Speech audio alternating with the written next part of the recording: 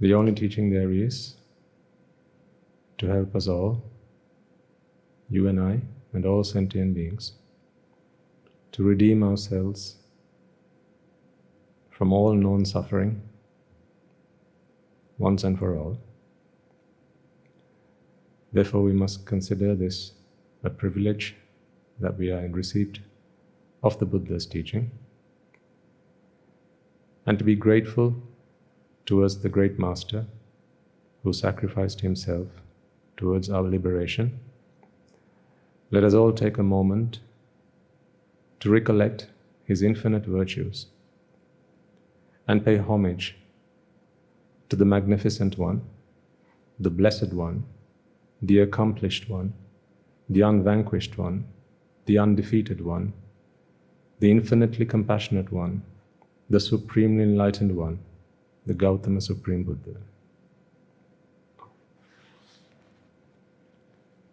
Namo tassa bhagavato arahato samma sambuddhassa. Namo tassa bhagavato arahato samma sambuddhassa. Namo tassa bhagavato arahato samma sambuddhassa.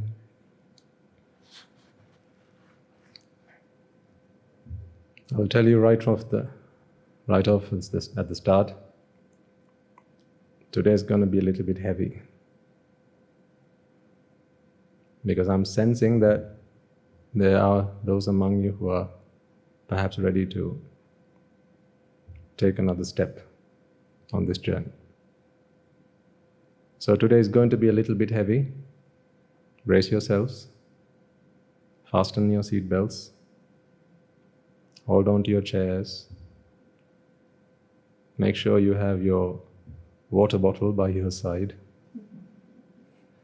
That you will need, even if you don't have the seat belt. Whatever devices and strategies you have and you use to stay awake. You thought staying awake during study time for exams was an achievement. I tell you now is when you need it. This is the day you need it. You need it now. So I will admit that it may be a little bit heavy, but at the same time I notice that, as usual, this is nothing new to me. My audience is always, the demographic of my audience is always members of each extreme, either extreme. How old are you, Buddha? You, at the front? I'm 10 years old. Oh, fantastic. Dua?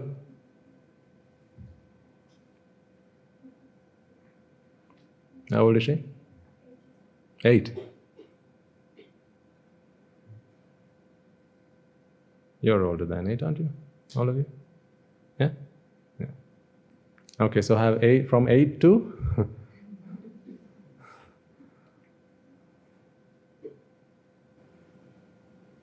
Okay, I'll figure that out. Don't want to embarrass anyone.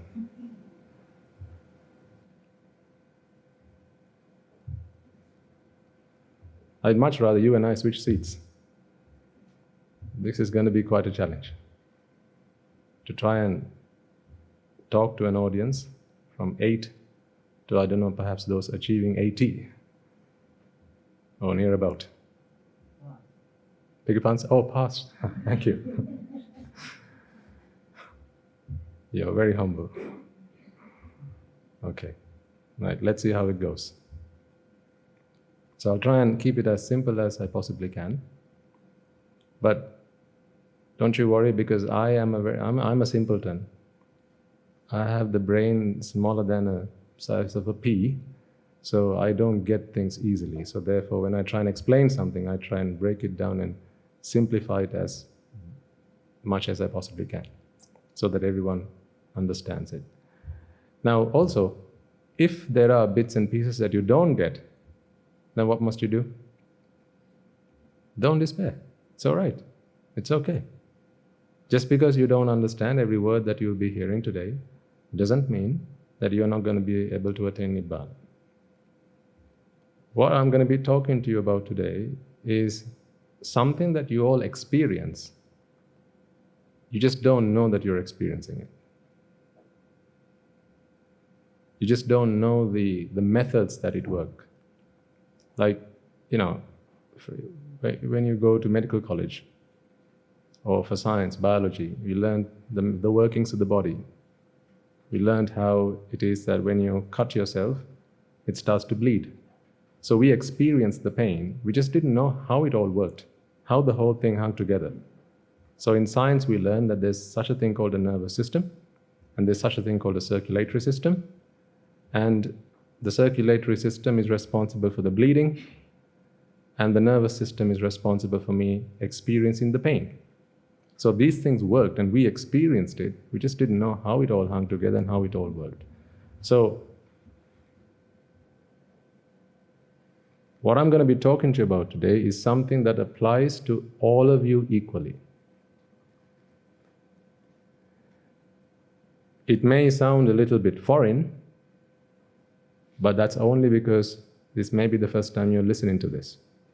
But as we continue to talk about these concepts, they will start to make more sense, and they will start to become clearer and more comprehensible. Okay? So that's the first thing I'm going to be saying. Don't worry if you don't understand some of these things at all. Don't you worry at all. I don't want any long faces at the end of this. Right? But this is why I've been building up to this day for some period of time. We've been talking about attachment and ignorance and fear and grief. Right? These are all not novel concepts to you. We've talked about this now. We've flung that horse to death so many times now. That's a broken record. What is the cause of suffering? Oh, you all know that now. You probably say that out loud in your nightmares now, right? Bad dream. Attachment, wake me up, attachment. I would like to think that it's come to a point in your lives whereby you no longer fear ghosts and evil spirits. You actually fear attachment more so than you fear the unseen world. Okay? Right. So don't worry. If you don't understand it, just try and catch what you understand. You'll all take home something. That much I'm assured of, because we'll try and simplify this as much as we possibly can. I've been trying to pull my hair out, trying to figure out how to explain this to you, which is why I don't have a lot of hair today.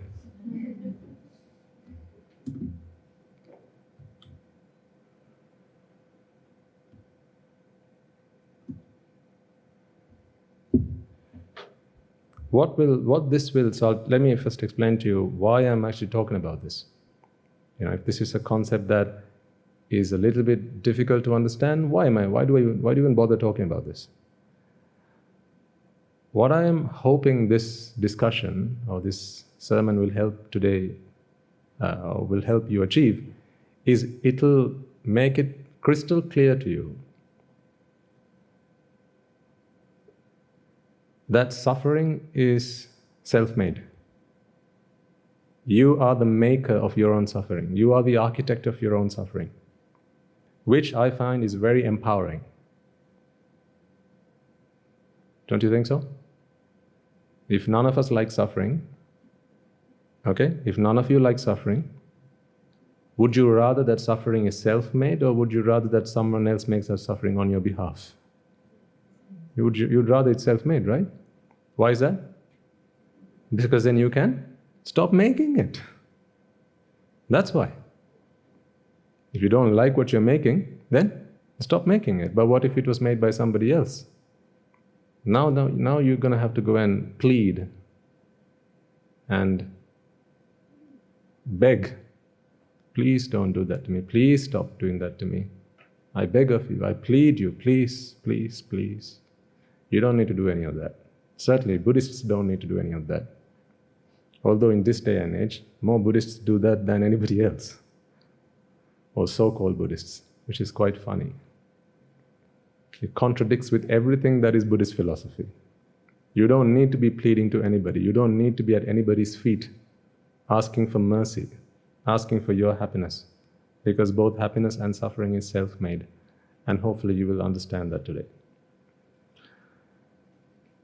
So, here's where we're going to start. Chapter 1. All ready? Do you want a drink of water already, or? Okay, let's see who's going to stand up first, okay? Let's see who's going to fall asleep first. There'll be a prize for that. I'll send this to you, with the pointed side pointing towards you. Right.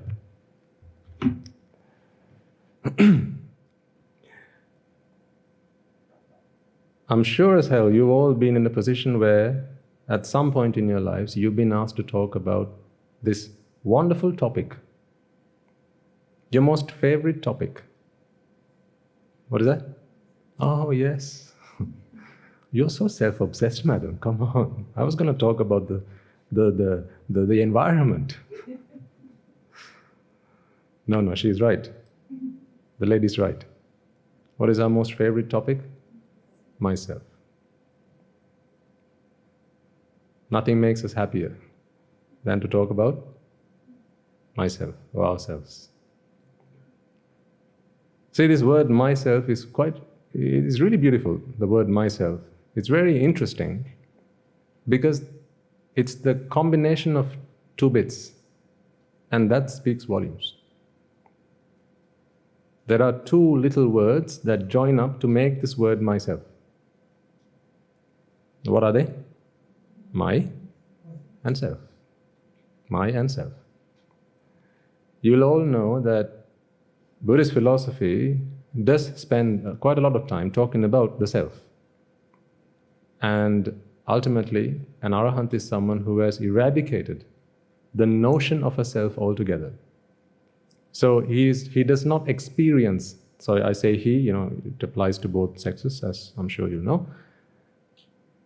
So an arahant is someone who does not experience a self. But do we not all experience a self? If someone would come and hit you, do you not feel, it's not just the physical pain that you experience, there is a mental element to that pain. There's a mental extension of that pain.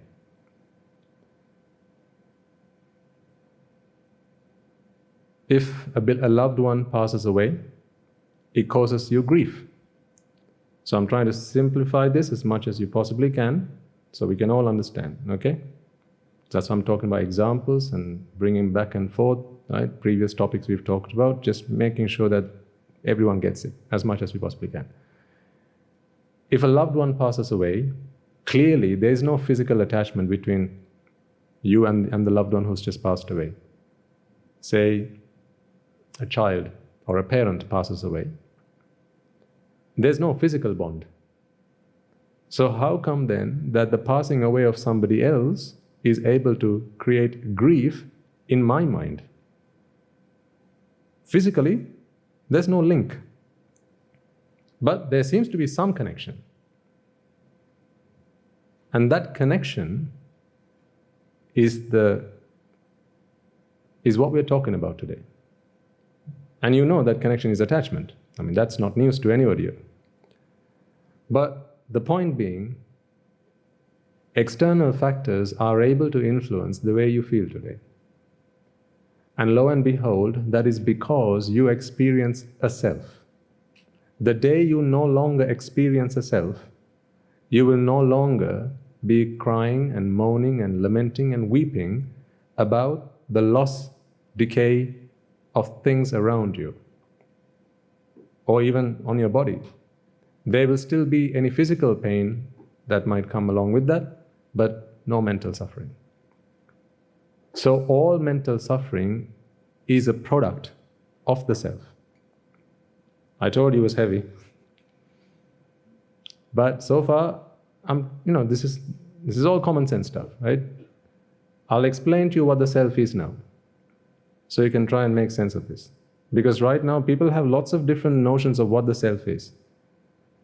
Even in the day of the Buddha, People had lots of questions. What is the self? Is this the self? Some people would come and ask, is this, sir, the self? This? Is this the self? This shell, this body, is that the self? Or is the self within the body? People used to ask. Or is the self outside of the body? Or does the self encompass the body? Or does the body encompass the self? Or are they the same, or are they different? See, these were lots of questions that people used to have. So the Buddha very cleverly answered these questions. And although I'm not going to be spelling it out in his exact words, I'm going to try and help you understand the answer to that question. Because in figuring out the answer to that question, a lot of your mental pains, in fact, all of your mental pains, all of your mental frustrations and agonies, you will begin to see the answer to it. It will become more evident to you, hopefully, if you get what we are talking about today, and you stay awake during the sermon, you will begin to realize that suffering is self-made. And without a shadow of a doubt, you will understand that. Through that understanding, you will no longer expect others to make you happy. You will no longer expect others to not make you unhappy, because it's not something that others can do. So, before we go any further, let's make sure we understand what it is that we mean when we say the word self. Okay? Now, as you said, a favorite topic that we like to talk about is myself, and we've all talked about myself, right? Whenever we, in front of the classroom, I think was probably the first time we did that in our very young years, stand up in front of everybody and said, I'm here to talk about myself. Anyone here who hasn't done that? You've really missed your childhood then. Have you not talked about yourself, Buddha, in front of your class? You have, yes, we all have. So the syllabus hasn't changed a lot then. Same syllabus. Okay, good. So myself, right. Let me write it out on the board. Can you see the screen? Yeah? Okay. Myself. And as you can see, there are two bits to this. So I'm going to draw a line between these two words. So you know, of course, that my in itself is a word that you will find in the dictionary, and self is a standalone word. Okay? The two of them complement each other to create the word myself. Now, whenever we have spoken about myself, whenever we have given a talk on this topic, I want you all to now start thinking. So if you do what I'm asking you to do, then it will help you to keep alert and understand this. Okay? So when I ask you to do something in your mind, try and do it. So then it'll help you to be alert. Whenever we have spoken on the topic of myself, I would like you all now to think, how did you address that topic? How did you actually start to, if you prepared for it, for instance? Or let's say I'm asking you now to prepare to give me a talk on the topic of myself. You need to be talking for 1.5 minutes. Think about what are some of the ways that you might actually speak. What are some of the things that you might actually say? Think. I'll start jotting a few things down, which I think you will want to talk about. Now don't look at the screen just yet. I just want you to think. Okay? Look away. Don't look at the screen.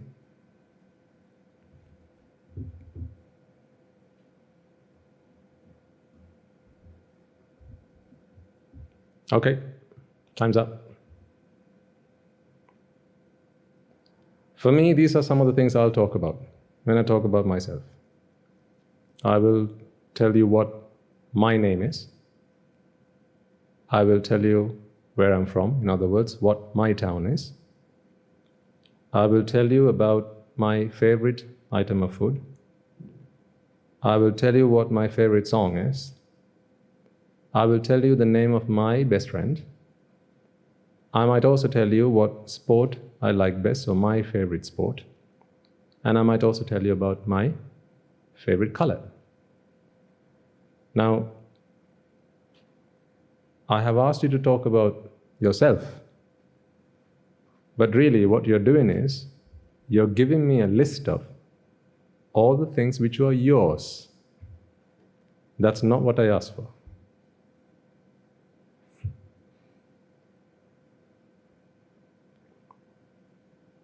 Let me repeat. I asked you to talk about yourself. So you should be just talking about I, and so on. So I just need I sentences.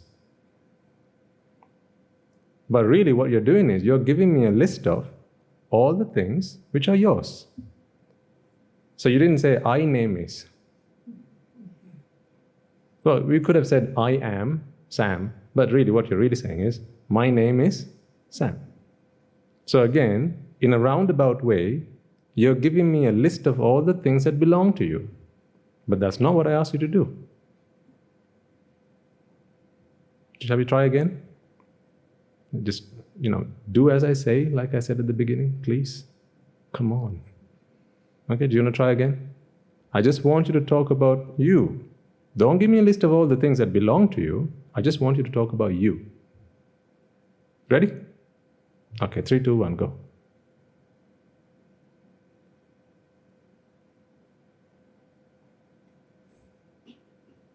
And you can't be mentioning anything that belongs to you, because I'm not interested in that. I mean, after all, if that belongs to you, then what interest do I have in it? It's yours. I have no interest in it. I'm not interested in taking what it belongs to you. I just want to know you.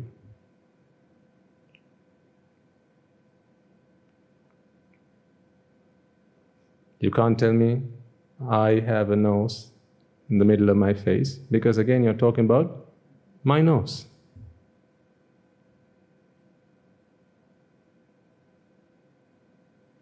You want more time, or shall we call it time? Beg your pardon then? Oh, hold on. Yeah, that's the problem. Yeah. But it's not the problem, this is just the way it is. This is why I say it's beautiful how the word myself has been constructed by bringing these two things together. Because whenever you talk about the self, what you're really talking about are all the things that belong to you. So let's try and make some examples of some of the things that you would have said, okay? Now these are all made up examples, not anyone in particular in the audience, but I'm just going to put some names down. Let's say you're saying, my name is Peter. My name is Peter. And you say, I'm from Anuradhapura. My favorite food is, what do you think Peter likes to eat? What's that? Beef? Oh. Beef burgers. They'll shoot me for putting down the word beef on this, madam. You know that I'm a monk. And this is Sri Lanka. All right, leave it there. Okay, what might be Peter's favorite song? I don't know, Bob Marley. Or one of his songs, right? One of his songs. I can't remember those songs by name now. His favorite friend happens to be Andrew. His favorite sport is... football, okay. And his favorite color? Blue. I might as well take out Peter and write your name, Buddha, right? Okay, so that's Peter. I'm going to write, let's go for, we shouldn't forget our baby Natasha. She's very popular among our English sermon audience. Baby Natasha. Right, where is baby Natasha from? I don't know, just make it up. She's from Kandy. Okay? And she likes to eat chocolates, okay? Her favorite song is Baba Black Sheep. Her best friend is, she's imaginary, so you can put down anything. Right? Her favorite friend is Stacy. Her favorite sport is annoying her parents.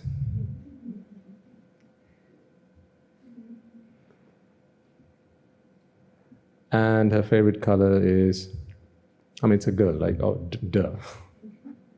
Yeah, see, these things pop out of your mind even before I write it down. Yeah, what is it? Huh? Oh, pink, okay. Okay, let's go for one more. Name. Let's go for something a little bit more conventional. Siripala. Siripala is from... He's from London. Why? Did you not meet him while he was there? Siripala is from London. His favorite food is pasta. His favorite song is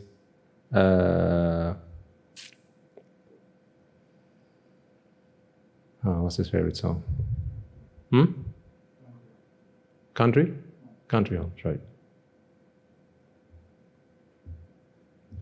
His best friend's name is Ajit. He likes... Come on, we've got to put the obvious. I mean, right, come on, right? Yeah, okay. Otherwise, just going to leave a bad taste in everybody's mouth, right? You're all going to walk away going, oh, Swaminathan didn't say, write down that word. I just don't feel like today it was worthwhile coming to the sermon. You're gonna walk away like that. Okay, and his favorite color is, go for green. Okay, right. So 3 people have just spoken on the topic of myself. They were asked to speak about themselves, but actually when you look at this list, what they've really been doing is given us a list of the things that belong to them. So they'll say, this is my name. In other words, this name belongs to me. That's my name. This is my town.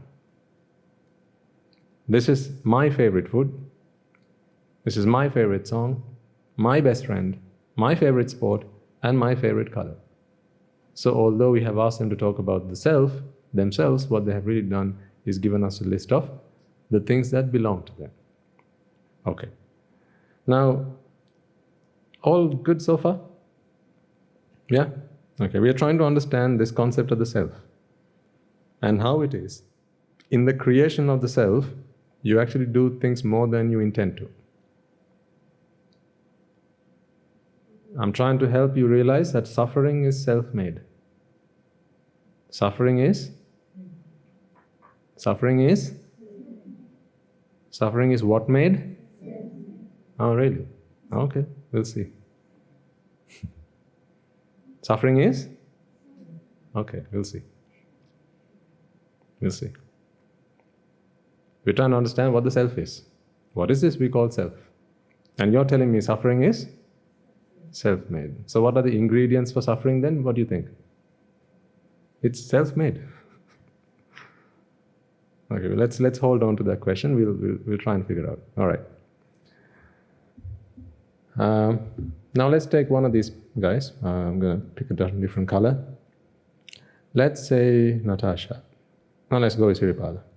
So Siripala, who lives in London, likes pasta, listens to country homes, who's Ajit's best friend. Oh, his best friend is Ajit. And he likes cricket, and his favorite color is green. Now, here's a question to you. If you ever ask Siripala, shall we go and play? Let's go play. We've got some free time, let's go play. What do you think his preference would be in terms of what he wants to play? Cricket.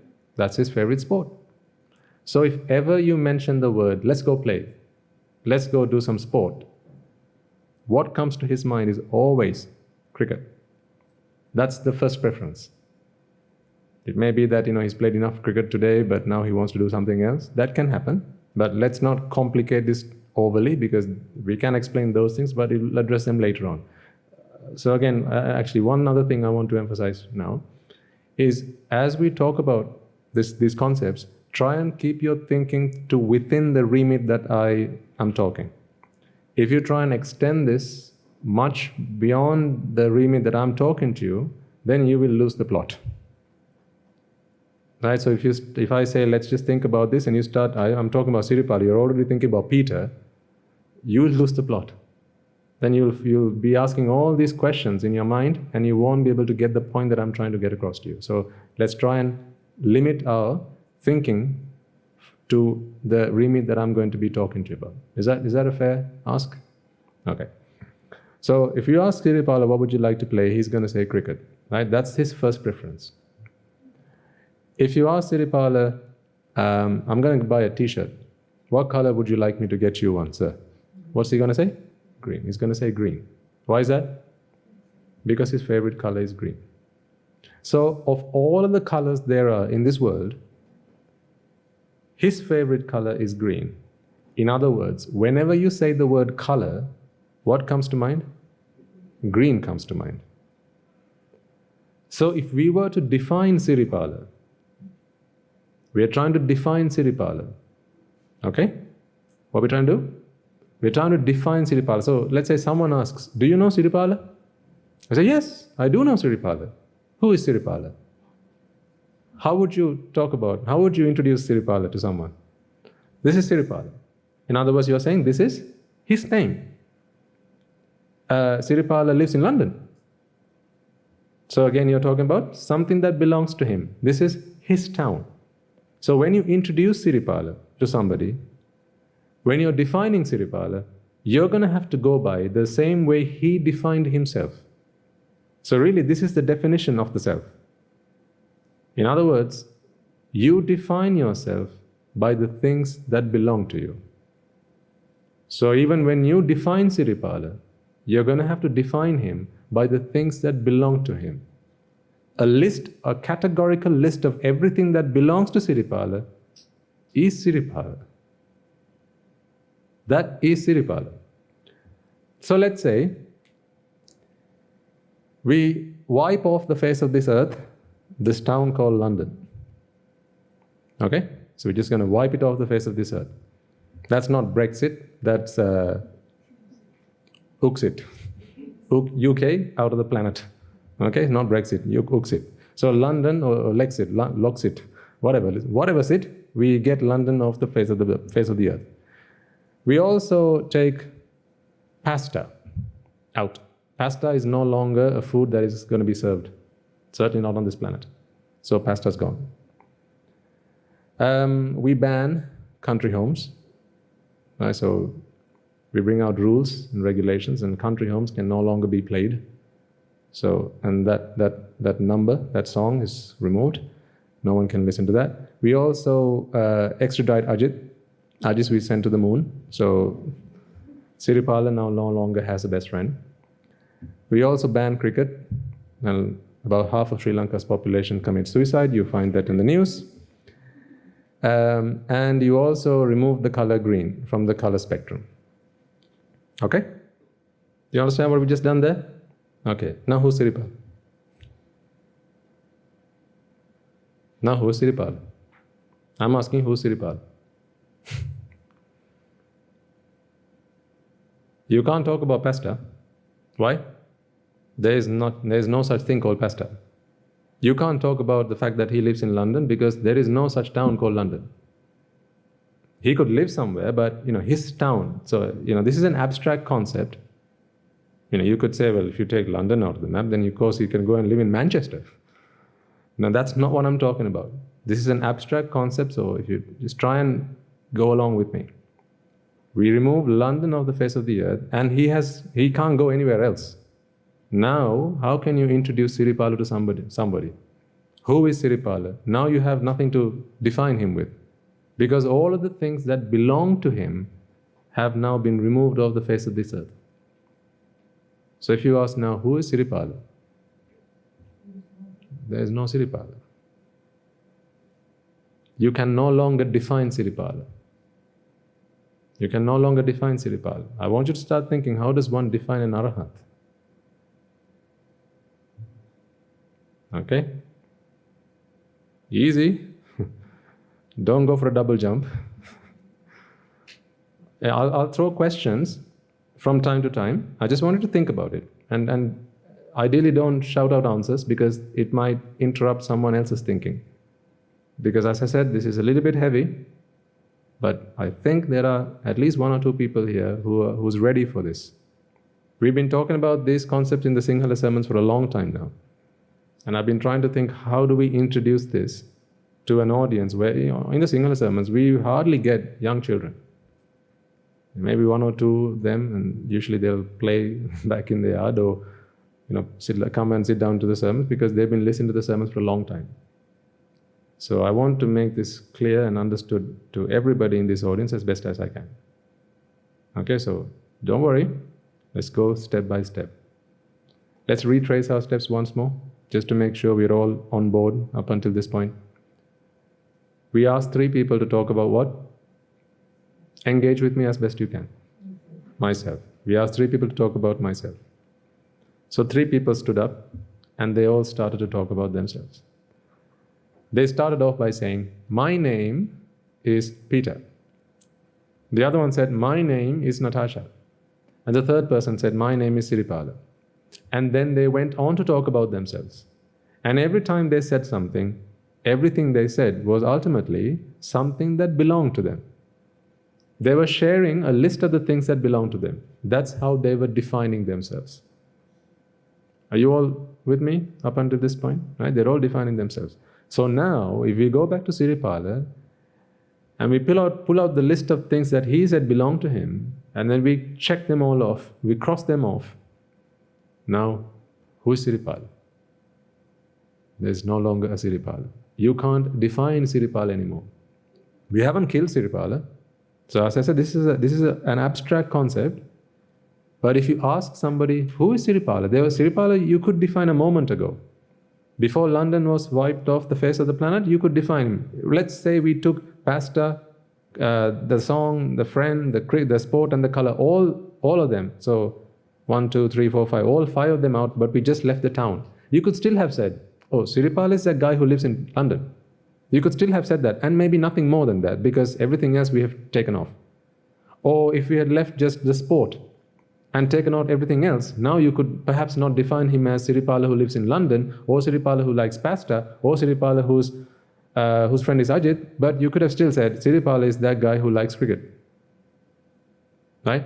But what we've done now is we've taken all of the things that he said belong to him out, leaving him no way to describe himself, no way to define himself. Now, what does that tell us then about the self? We are using an example here. I want you to begin to ask yourself, who are you then? Ask yourself this question. Who are you? Because if I'd asked one of you to do this, you would have said the same thing. My name, and you would have given something out. But you're not talking about self. You're actually talking about something that belongs to you. And that something might have been something that was given to you, like your name. You didn't decide on your name. Your name was given to you, but having been given to you, now it's yours, right? That's why I said, that's my name. You see a list of names on a sheet of paper and you go, oh, that's my name there. Oh, that sportsman, he's got the same name as me. And he's got my name. That's how you identify, that's how you recognize. Or you say, oh, he's got the same color hair as I do. He's got the same, my hair, my color, my hair. So that's how we relate to others.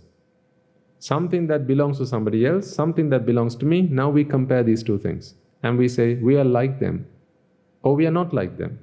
Oh, I can't tell because I just don't have enough information yet. Isn't this how we relate to others? And you might say, well, I'm male. How can you say that is something that belongs to you? Well, my sex is male. Okay. How about your height? Well, my height, my weight, my complexion, my blood type. See? Right from your physical attributes to those that were given to you, ultimately, we are a list of things that belong to us. So then, if you take out this belongingness, and it's just a list, how do you find yourself in a vast array of lots of names? So there's just names. Imagine that, there's just a pool of names. Where are you in that? Unless you can say, that's my name. If you can't say, for instance, let's take Siripala again. and we whack him on his head. Right? With a stick, we whack him on his head, and now he's lost his memory. Now go and ask him, who are you? How is he going to talk about himself? He'll say, actually, yeah, who am I? Because he won't know his name, he won't be able to recall it. He won't know where he's from. If you guys watch that movie called Kartik Calling Kartik, you got to watch it, it's beautiful. It's an old Hindi movie. I remember watching it while, I used to be a fanatic of movies, right? I didn't like Hindi movies, but my spouse did. So for every English movie, we had to watch a Hindi movie. That's how it worked. So anyway, there's a movie called Kartik Calling Kartik. And what happens in that story is the guy wakes up in the morning and he gets a call. So he just gets a call. He wakes up in fact, he's woken up by this call. So he answers the phone, and then there's a voice on the other end of the line. So it doesn't respond to him, it just keeps on talking. The voice at the other end of the line. He says, I'm Kartik, and I'm from this town. So say, I'm from Hyderabad. I live at this place. This is where I work. And I have a wardrobe where you will find these clothes. I have 3 pairs of shoes, 2 black, 1 brown. I wear socks of these colors, and you will find them in a drawer. So he goes on, this voice at the end of the line keeps on talking. So this guy, he freaks out because he's not responding, this voice is not responding to his questions, but he just keeps on talking. So after a while, he just hangs up at the end of this conversation. So he spends the day, and he wakes up the following morning again to the sound of the phone ringing. And then the same thing repeats. And it happens every day. Happens every day. So towards the end of the story, do you want to know why it works like that? Do you want to know?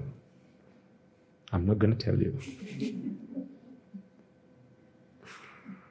I'm not going to tell you. Is that okay? Why are you looking so vexed? Chill out. See, you're curious now, huh? Okay, I'll relieve you of your vexations. So at the end of the story, we find out that actually Kartik has memory loss. So he doesn't recall the events of the previous day when he wakes up in the morning. So therefore what he does is, before he hits bed, he records a phone call and he saves it for himself so that he knows who he is when he wakes up in the morning. Brilliant storyline, isn't it? I know what you're going to be doing next weekend.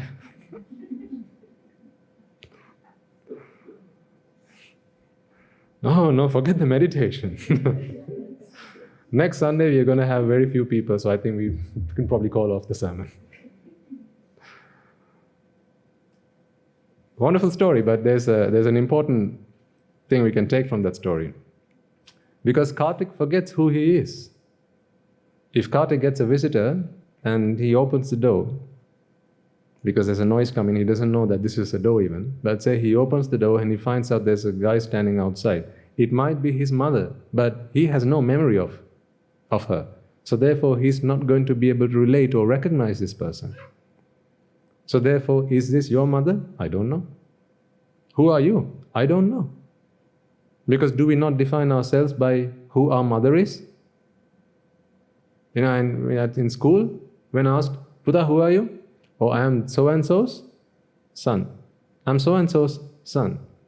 Now when you walk into an office and you want to get something done, come on. I'm so-and-so's. I'm so-and-so's. You're talking about all your relationships and connections. That person doesn't even know you exist on this earth, but you'll still say, I'm so-and-so's. I work at so-and-so's place, right? I washed his plate once. Whatever, yeah? So you try to define yourself by the things that belong to you. Okay, so the same concept applies here. So if we were then to wipe out all the things that belong to you, then who are you? Here's the question. And I'm not going to just stop here because there's something more interesting to follow on. But I want you all to be at the same on a level playing field so we can continue from this point forward. Who are you? Because what you're telling me is you are a list of all the things that belong to you. If we were to take out all those things, now who are you? How can you say, I am so and so? You can't even say your name, you can't say how old you are, because again, that is my age. My age. So when you're saying, I am 65, what you're saying is, my age is 65. That's my age. So everything's my after all. So take out 65 from the number sequence. So you have 61, 62, 63, 64, 66. You take out 65. After all, 65 is a convention, right? People made that stuff up. So take out 65 from the number line. Now, tell me, who are you? My name, oh God. I am. See, you're lost. You'd be lost for words. You wouldn't know how to describe yourself. Is something making sense? Right? So think about, who are you then? You will have a name, but is that you or is that your name? That's what I want to think about. You will have a profession. Most of you will be working. Is that you or is that your job? Your occupation and your profession? You will say, I went to this school. I'm an old boy or an old girl of this school. So again, you're saying is, my school is this or my school was that. Again, you're talking about my things. Now,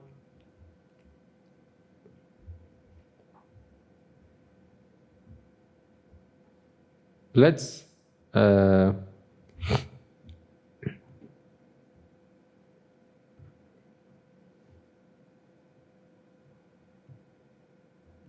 okay, let's go with pasta.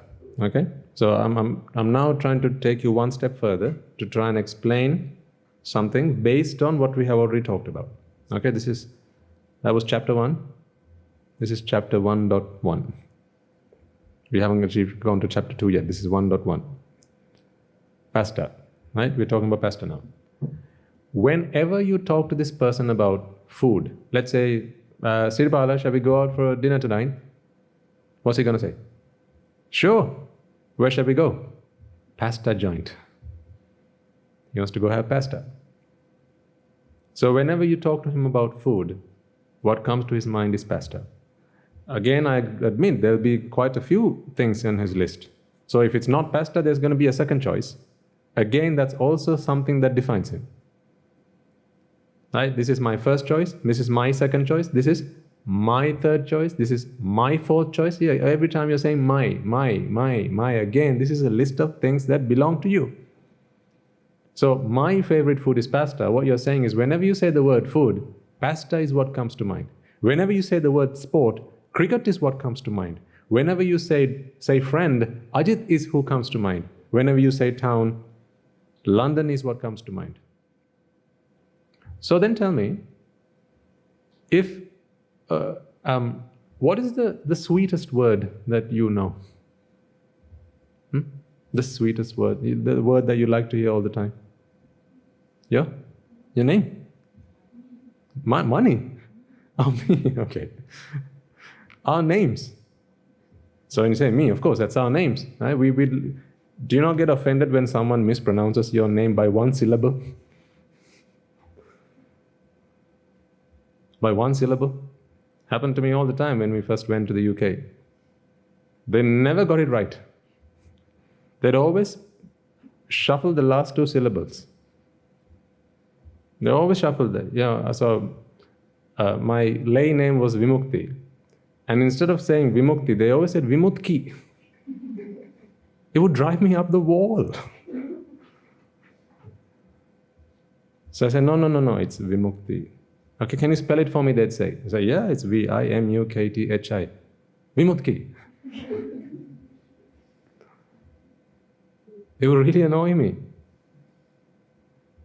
Do you not get offended like that? When your name is mispronounced, sometimes it's just one syllable.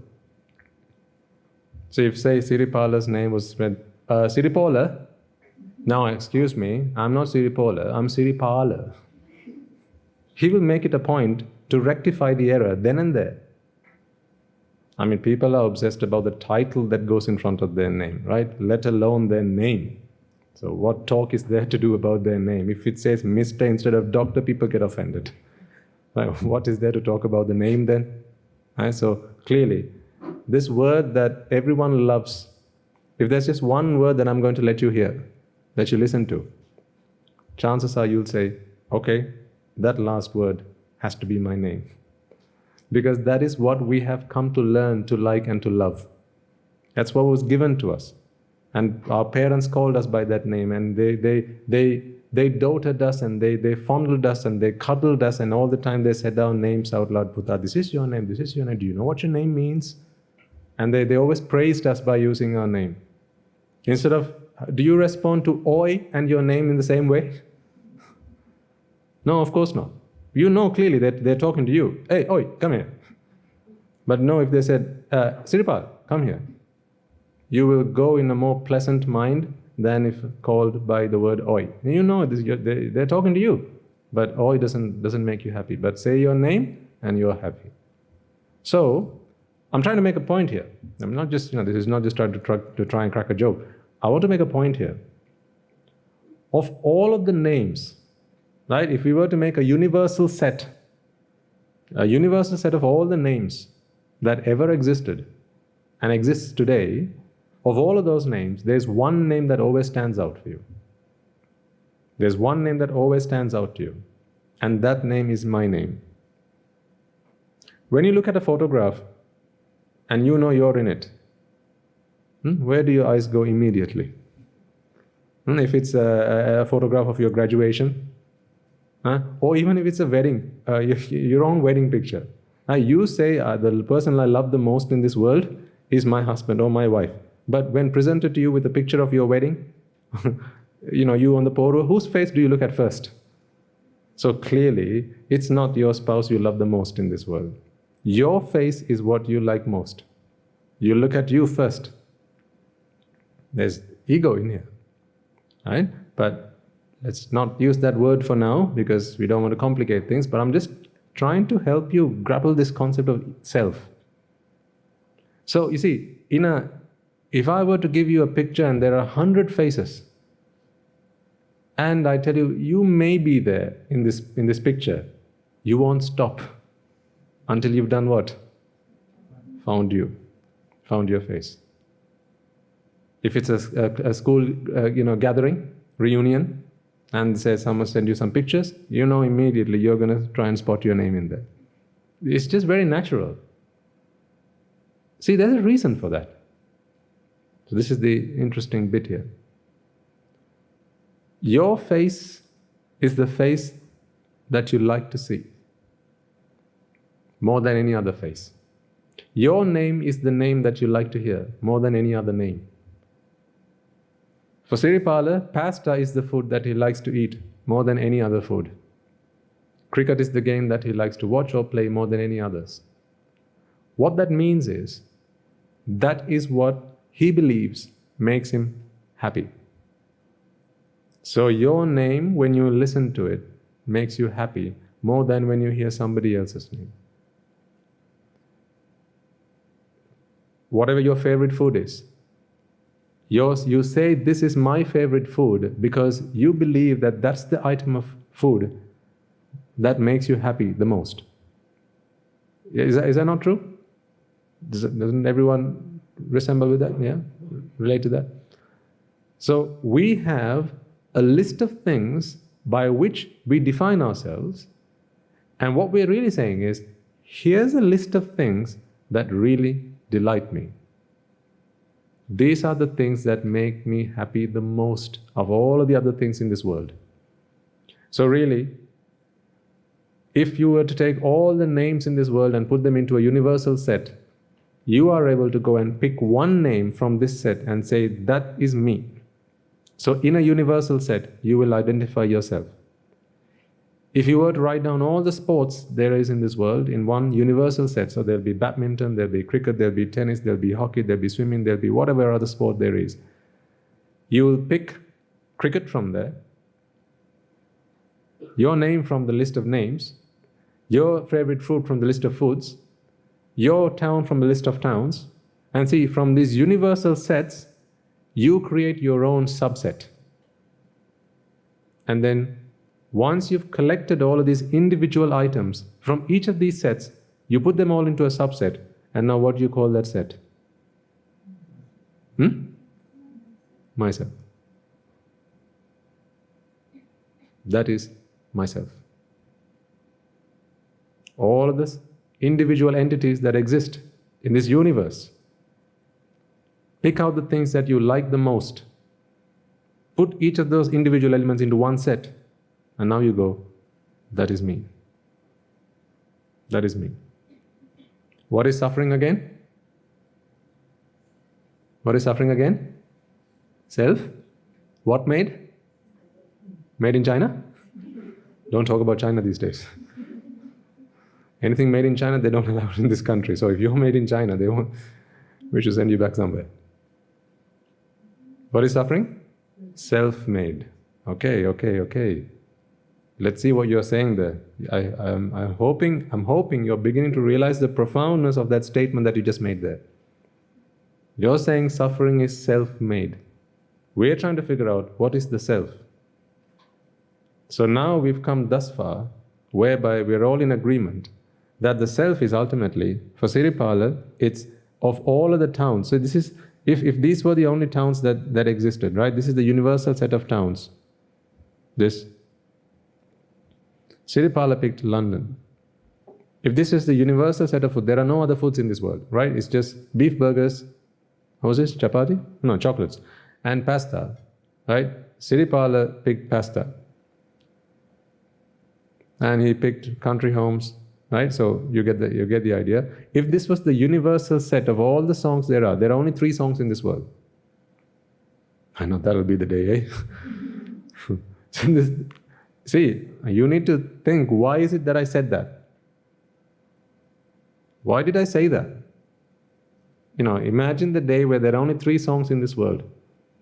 How does that make you feel? If you are someone who likes to listen to music, if you are someone who likes to listen to CDs and online music and whatever, if you spend your time on Spotify, you will know what I mean when I say, if there are only 3 songs in this world, how might that make you feel? And it sends a shiver down your spine. For those of you who are not addicted to music, you won't know what I'm talking about. You're like, so what's the big deal? But there'll be something that you do like. There'll be something that you do like. And then for me to say, let's take that out of the world, it does not exist hereafter. Now how does that make you feel? How does that make you feel? Happy? Then? Unhappy. It makes you feel bad. Which is a form of suffering? Suffering is what made again? Okay. Oh, easy. Let's not rush. I'm just asking you a simple question. I'll just let you connect the dots. In the back of your mind, the dots will start to connect in a moment, if it hasn't already. You're telling me suffering is what made? Self-made. So the ingredients of suffering might be what? Self. If suffering is self-made. So there's a cake, that is flour-made. What is the ingredient of the cake? Flour.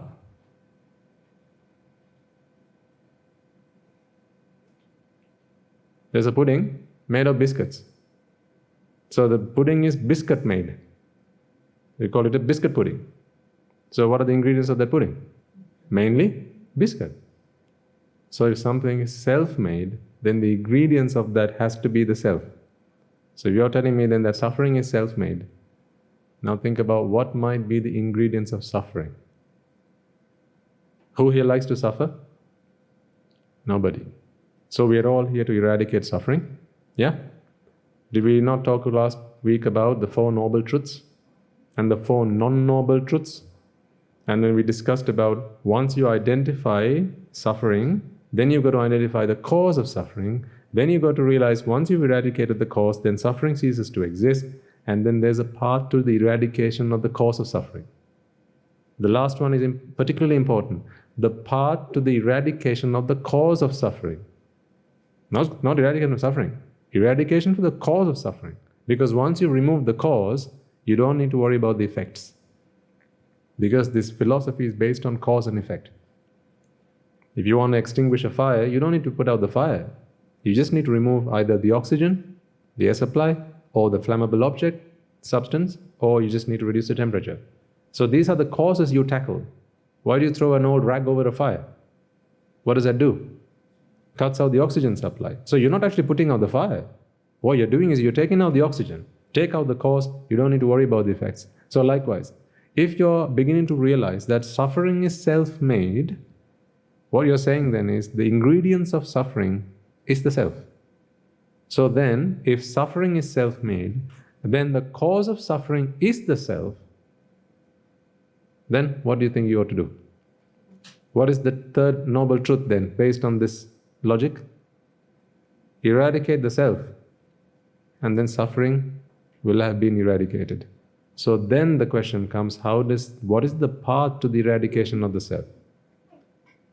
So I've actually jumped a few steps further for those of you who can't wait for me to say those words out loud. See, you're using something that is being given by the Buddha to stop vexation to vex. Can you see the irony in that? You know, by the way, I just found in this Tripitaka, there's a fifth noble truth. Yesterday I was reading this sutra. There's a fifth noble truth. I'll tell it to you later. Why? Why? It's the best noble truth there is, and it's the silver bullet. It eradicates suffering like this. All vexation is gone like this, at the flick of a finger. If you realize the fifth noble truth, suffering's gone, just like this. I'll tell it to you right at the end. I'm trying to make a point here. There is no fifth noble truth. But now that I've said there is one, you're all waiting to find out what is the fifth noble truth. The noble truths are for what? To eradicate suffering and vexation. So when I tell you there's one that allows you to eradicate vexation, now you're all vexed about what that fifth one might be. Don't be vexed about the Dhamma, because that is your only salvation. Okay, so let's come back to this. So there's a subset, right, of all the universal sets there are, all the foods there are, all the sports there are, all the people, all the names, all the towns. This is the universal set. Now what Siripala did was he picked individual elements from this universal set and he created his own set. This is a virtual set. It's a virtual set. And this virtual set, you might as well put the name Siripala on it. Although, Siripala is also one of the elements in the set, because that's his name. But if you want to define, see, that's the funny thing also. Siripala is not the self. It's only one of the constituents of the self. But if I ask you, who are you?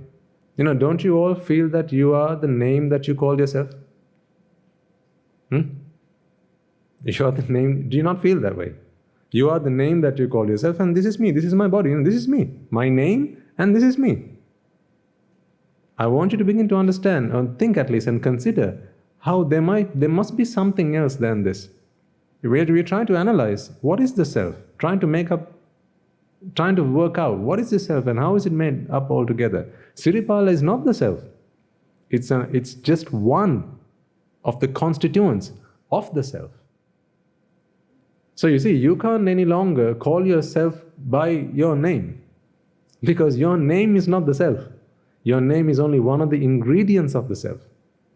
Your name is only one of the constituent parts of the self. Would you, when asked, I show you a car, okay? I show you a car, and I say, okay, where's the car? Can you show me the car?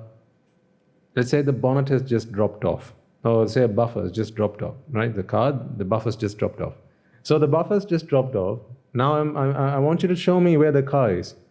Would you, in any sane mind, go and point at the buffer that has just dropped off and say, that's the car? Would you? No. But when it was on the car, you might have pointed at it. But even then, I would say, well, that's just the buffer. Where's the car? Then you say, well, it's just the car. No, that's the buffer. Oh, I see what you're playing at. Then you pointed at the engine, because surely that must be the car, right? No, it's the big part. No, that's the engine. Where's the car? Huh? Oh, then you point at the chassis. No, that's the chassis. Where's the car? Then you point at the door. That's the door. Where's the steering wheel? That's the gear stick. Where's the car? So likewise, would it be fair for us to call ourselves by our name and say, my name is myself? No, because that's just one of the constituent parts of the self. But this self is virtual. Because ultimately, how we created this self was by taking individual elements from the universal sets of colors, of food, of sport, of names, of all of these things that you see on screen, and much more. Of course, this is a very small enumeration of all the things that make up yourself, right? Are these the only things that you like? When you talk about yourself? No, there's countless things. You can talk about the color of your carpet. You can talk about the fact that you have carpets. In my house, we have carpets. That's my carpet. See, and then my carpet has so many strands per square inch. See how many things you can talk about just your carpet? So there's no end to this. You can enumerate this to the nth degree. Till infinity you can enumerate this. There's no end to this. But what you need to understand then is this self is a virtual concept. It's a virtual concept, and the self is also self-made. That's the funny thing. The self is also self-made because it's virtual. It does not exist in real terms. It's self-made. It's constructed. It's formed. It's a mental formation. Do you remember baby Natasha's story? Just trying to draw some references here. Right? Baby Natasha's mother was what? She was crazy. She was mad. This is why she thought she had a child by the name of Natasha. That's why she went to, not a pediatrician, well, though she thought she was going to one, but where was she taken? She was taken to a psychiatrist. She was taken to a psychiatrist because she needed attention. Her mind needed attention because she was crazy. Because in her mind, she was constantly making up this notion, this idea that I have a baby and she's called Natasha, and these are all the things that my baby likes and my baby loves to do. So if you ask her, who is Natasha? Well, Natasha is this child. She came out of me and she's this years of age, and this is what she likes to eat, this is where she lives, this is what she likes to wear. Again, she's giving a list of all the things that she believes baby Natasha likes or baby Natasha has. But ultimately, baby Natasha was a concoction of her own mind. It was not real. It's virtual. See, the self is the same. The self is the same. It's a made-up concept. It's a made-up concept. Where can you go into this universe and actually find Siripal? You may be able to find a body of someone. If you ask that person, can you say me the name that belongs to you? And he will say, my name is Siripala. Is that Siripala?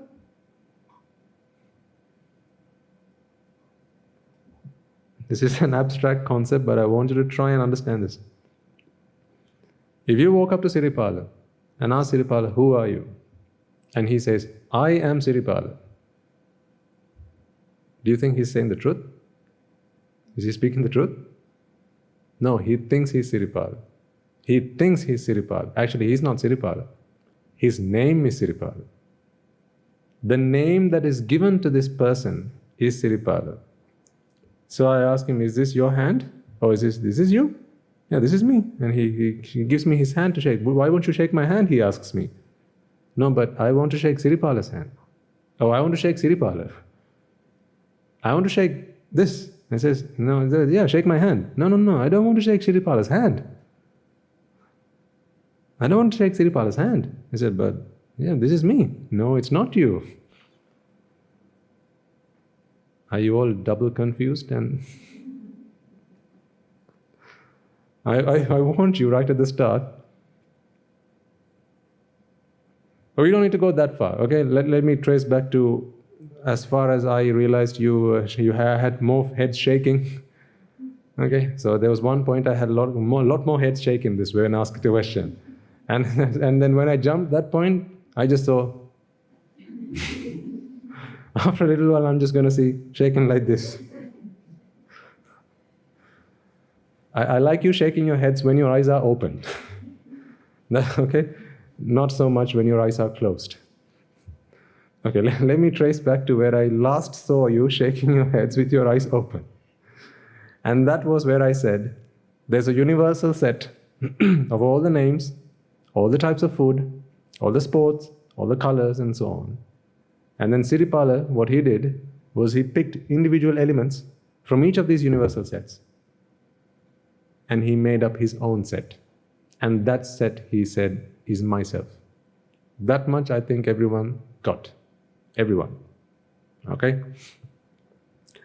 And then we re-emphasized the point, I just repeated what you said, and that was suffering is self-made.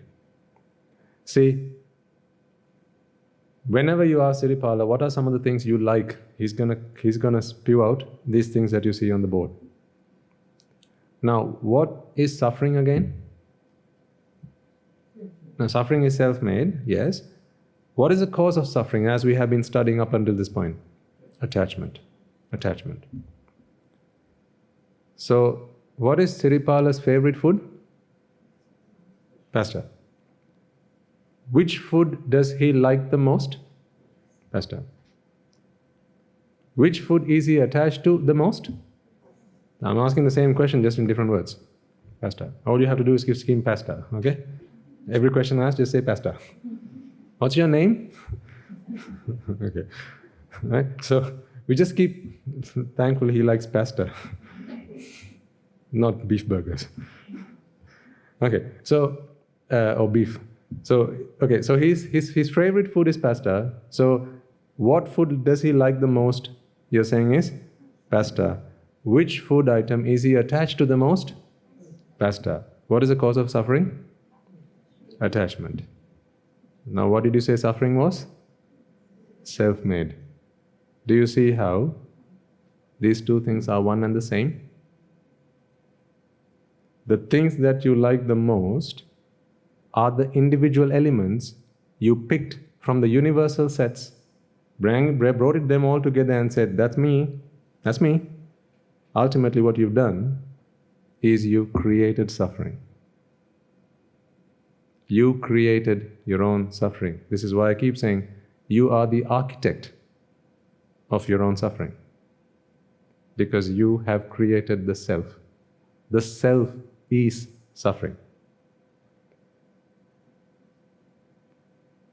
I want to give you a moment just for that to think. An arahant does not suffer. To get to a point of non-suffering, what the arahant did, in the process of becoming an arahant, what he did was he followed the Noble Eightfold Path. The Noble Eightfold Path is the last element of the Four Noble Truths. The path to the eradication of the cause of suffering. The cause of suffering being attachment. Attachment was what we did to pick out individual elements from the universal sets to create this new virtual set. Isn't that how you say your favorite food, or Siripala says, is pasta? That's your favorite food. So if whatever food might be for you, it may be hoppers for someone, might be, I don't know, something, spaghetti, pizza, whatever, right? Whatever favorite food you have, what you're saying is, this is the food that I'm attached to the most. Attachment causes suffering. When you make a list of all the things you're attached to, well, that is you. That is you. Right? How else can we define you? If you take out all the things that you say you are attached to, or you say you belong to you, we remove all of them from the face of this earth, you can no longer define yourself. You'll just be a void. You won't have a name, you won't have a town, you won't have a food item, you won't have this, you won't have that, you would have nothing. So you couldn't define yourself without talking about the things that you're attached to. Why do you say my favorite color is red when you talk about myself? What you're saying is, I'm attached to red. That is why whenever you see red, it makes you happy. Because attachment causes suffering. How? What things you're attached to are the things you vex about.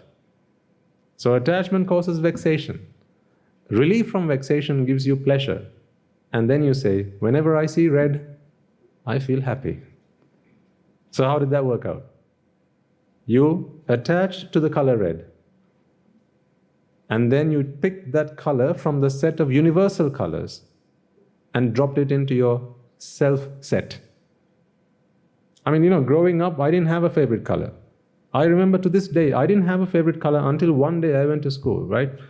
No, not one day I went to school. One day I was in school, and I'll tell you the day I had to pick a favorite color. I remember this day very vividly because it's a day I was ashamed in front of everyone else in my school. We didn't have that many children in our school. It was a primary school, and I think there were probably about 200 students. Okay, I remember this day very vividly. I had a bad habit when I was a young child, about this Buddha's age. Whenever I sat down to listen to someone speak, I had my mouth open.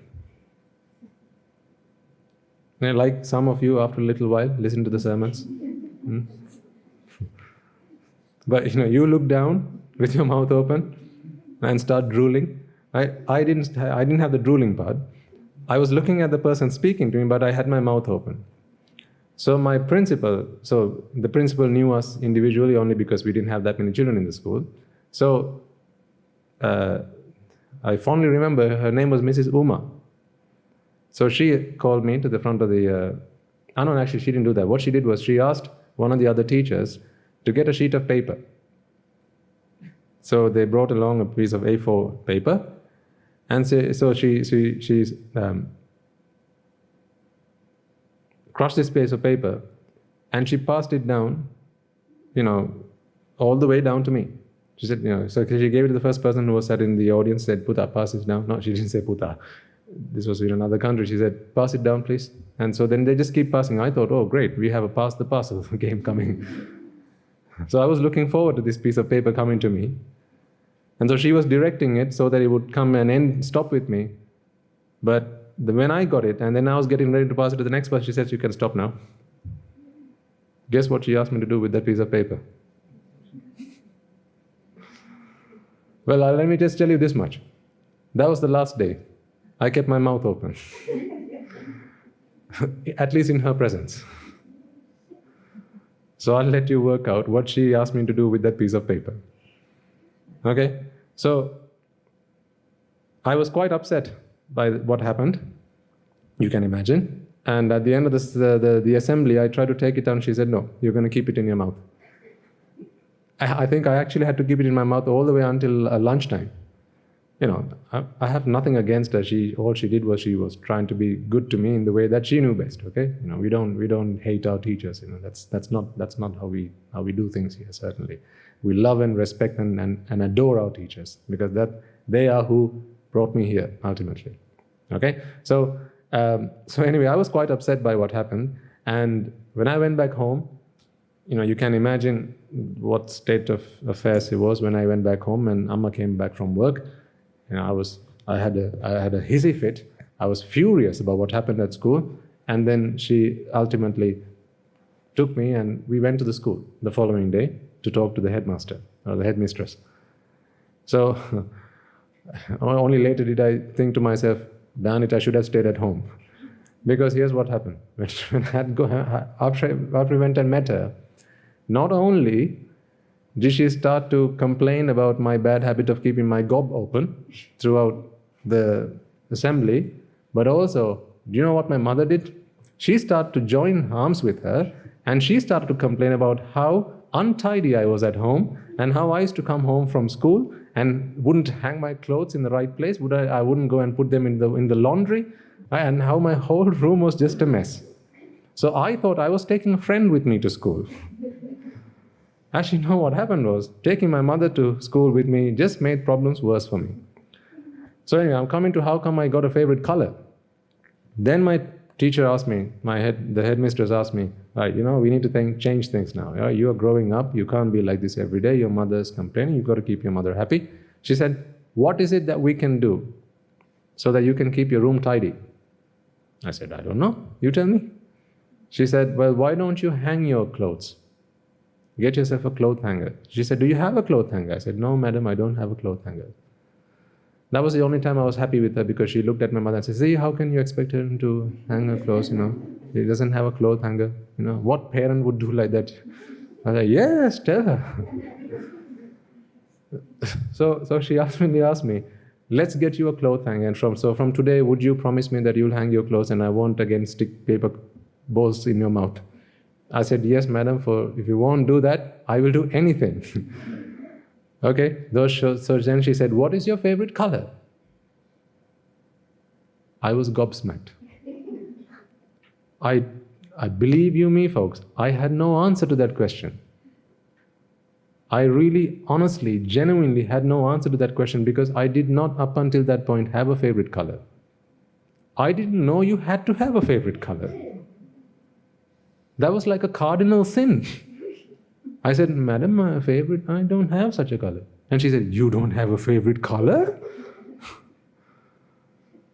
This child is seriously mistreated at home. So they made it look like it was a cardinal sin not to have a favorite color. So then she said, what color, you have to have a favorite color. She said, madam, I don't have a favorite color. Do you like red? Do you like green? Do you like blue? Do you like what? Orange?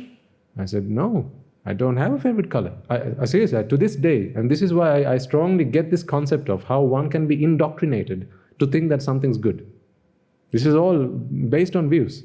You implant these on children. Right? Growing up, girls think we like pink. Why? Because that's all they get to live with. They're surrounded by pink. Boys grow up in blue, except in my household that hadn't happened. So I didn't have blue being my favorite color. So then she said, which is your favorite color? She just gave me a list of names, of colors. I didn't know, so I just went, I'll just go with the first one. So she started with red.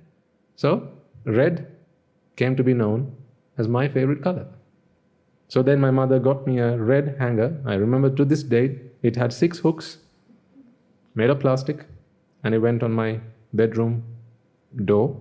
And then from that day, I was supposed to hang my clothes on that hanger and try and learn to be tidy. So that's a long story, but to me, that one example really proves the point to me that we don't come into this world. We are not. You've heard of this, right? Nature versus nurture, right? There are few things that we actually come in our nature. The rest of it is nurtured. A lot of the things that we like today, we learned to like, because that was our nurture, the way we were nurtured. Ignorance and attachment we brought along with us, or the ability to be influenced, that we brought along with us, because ignorance we brought along with us. And then, having been cursed with ignorance, every time we came across someone, they instilled upon us, or inflicted upon us, or planted within our minds, here are some things which are nice, here are good things, here are lovely things, here are delicious things. And then we just kept on picking them up. So, having picked a favorite color at that age, even until my mid-teens, late teens, if anyone asked me what's your favorite color, I would have said green.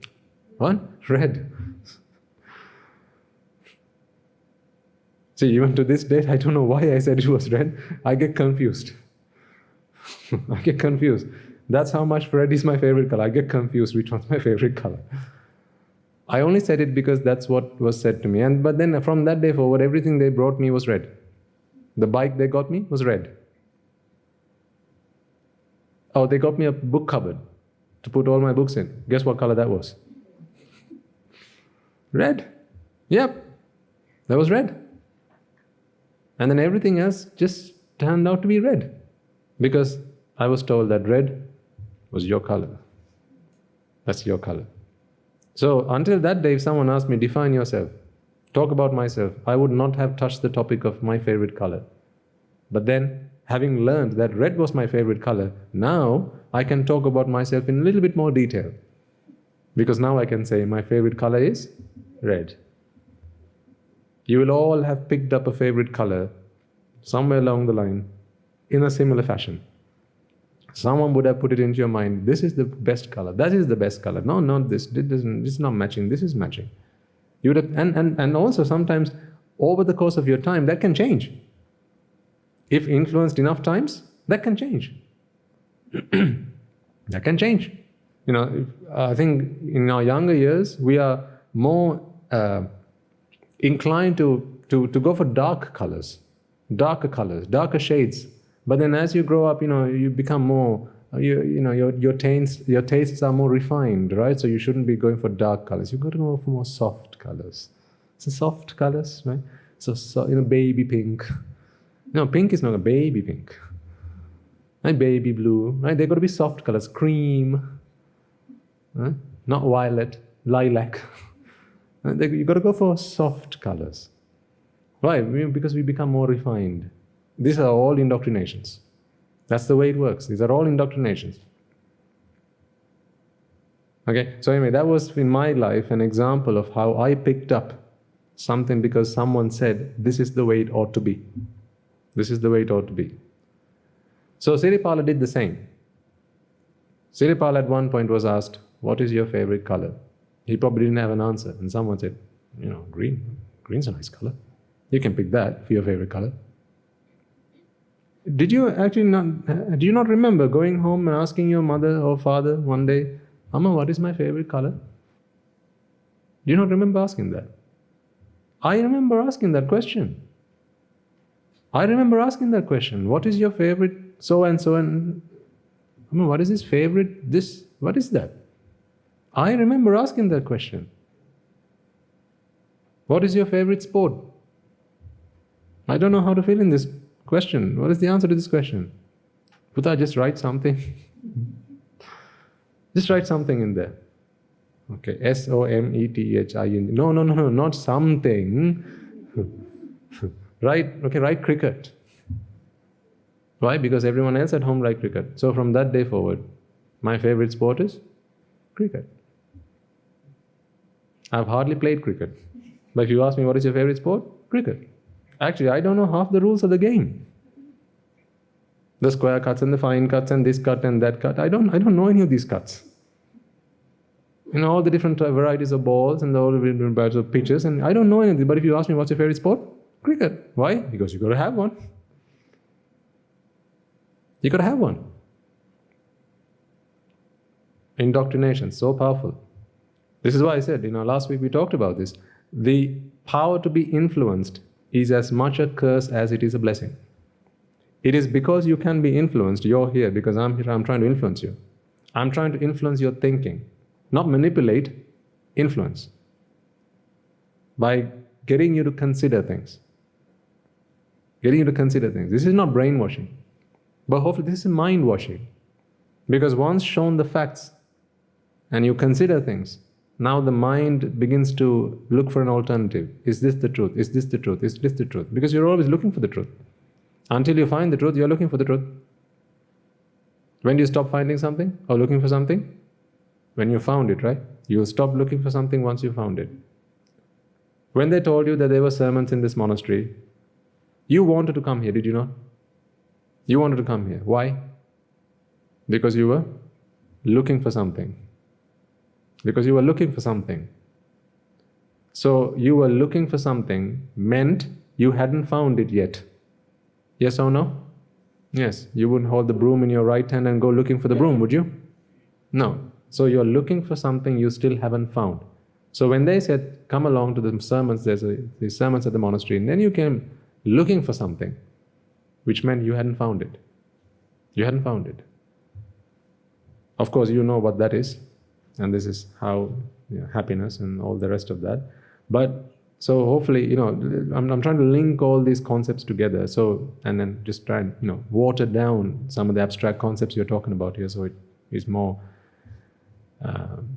palatable for most of the audience. So let's go back to this concept of the self again. Enough of a detour. Come back.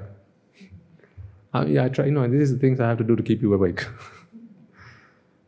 Talk to you about myself. Let's talk about the real myself now. Okay, so there's the universal entities, or the universal sets of all the universal things there are, and from that you pick individual elements, right? And you create a new virtual set, a virtual subset. And that virtual subset you henceforth call myself. In that subset, if you just untangle it, look inside. So in the Guru Swami Mahansa's sermons, he talks about the snakes. He's been using that as an analogy, like the snake dancer. A snake dancer comes and blows his pipe, and a snake comes up. He does his dance and he goes back in. Right? So we'll talk about some of those concepts that we talk in the single sermons in future also. But I want you to, there are quite a few of you that you come along to both sermons. So I'm trying to help you link. We are talking about the same things here, just in different example, different way. So this bag or this subset, Guru Swami talks about the serpents or the snakes. What I'm saying is each of these are ultimately the things that you like. So pasta is one of those snakes. I'm not going to continue that example any further because it will be confusing to our online listeners who don't come along to the singular sermons. So each of these items, folks, is an individual entity within this subset. The subset which you say is myself. And in this subset, each of these items are items that you're attached to. Would you ever put something into this set if you're not attached to it? No, you wouldn't. Because you wouldn't define yourself by something you don't like. Say, for example, if you get a cancer, okay, when would you generally introduce yourself as, who are you? Oh, I'm Sam and I've got a cancer. People generally don't do that because that's not something they like. That's why. But they will say, I'm Sam and I've got a third eye. I'm Sam and I've got a PhD. I'm Sam and I've got this, I've got that. But they'll stop at the things that they don't like. And I've got a wart on my back. No, people won't say that. Why? Because it's not something that they like to use to define them. That's why. So in their list of the things that they like, they are attached to, having a wart or having a cancer is not something that they have used to define the self.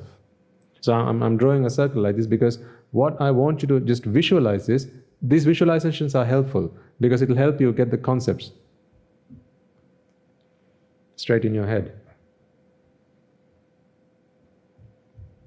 See, if you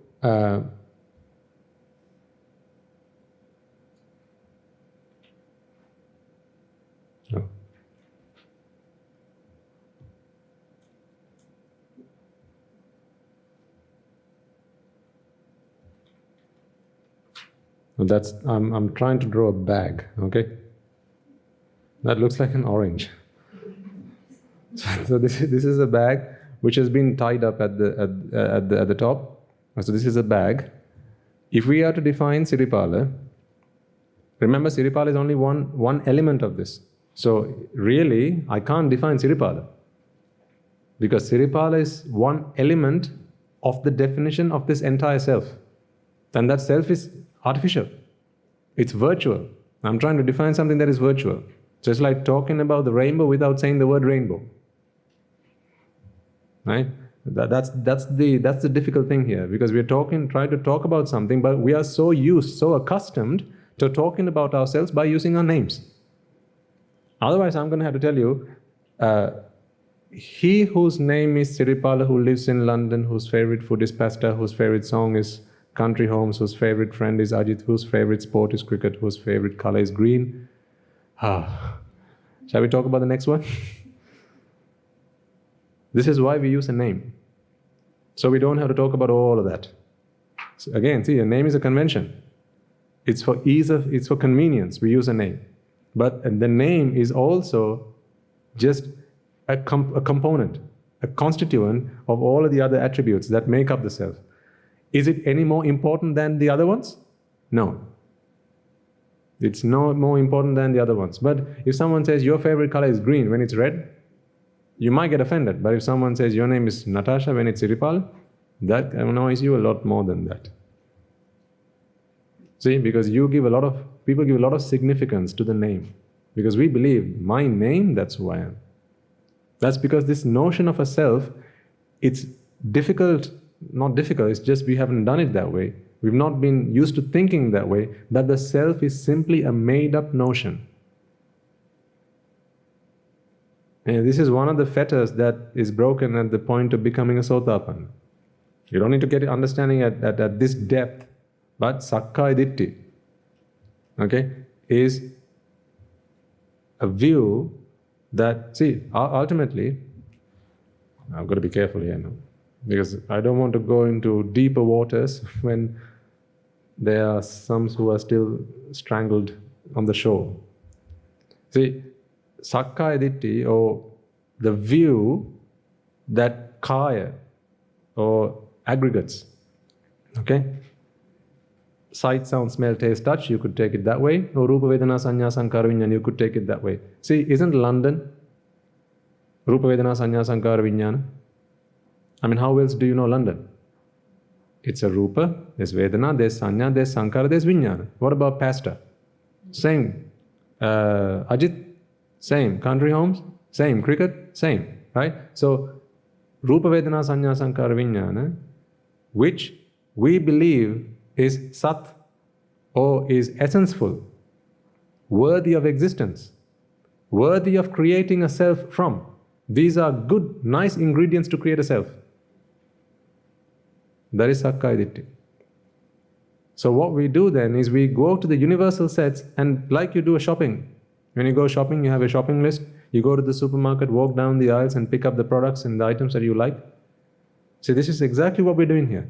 In creating the self, you have a shopping list of the things that you like. And remember, the self is not something that is everlasting. There is no self that lasted from time began. There is no self that lasts till for eternity. The self you make now and it collapses right now. It's so transient. You create it now and it collapses. Create it, collapses. Creates, collapses. Rises and passes away. Okay, the nodding has stopped again. Okay, let's go back. Let's go back. I should learn to walk before we start running. The problem is this, right? I will generally tell you what the problem I have is. As I start to talk, things just start flowing in my mind. Because I have not come here with an agenda. I knew I wanted to take you one step further on this in this Dhamma, but these things that I'm talking about, they just keep flowing. And when it starts to flow, I have to vent it out some way. Otherwise it just gets trapped somewhere, and then I get a headache. No, not really. But it has to come out somewhere. At least, if we share these concepts now, we can pick them up on a later date and then expand on them in future sermons. See, Sakkaya Ditthi, you ought to be able to see within the remit we are talking about here. All of these elements that Siripala likes, including his name. So, Siripala, is that not Rupa, Vedana, Sanya, Sankara, Vijnana? Not Siripala as a person. Don't take Siripala as being a person. It's his name. It's only one of the attributes that define Siripala.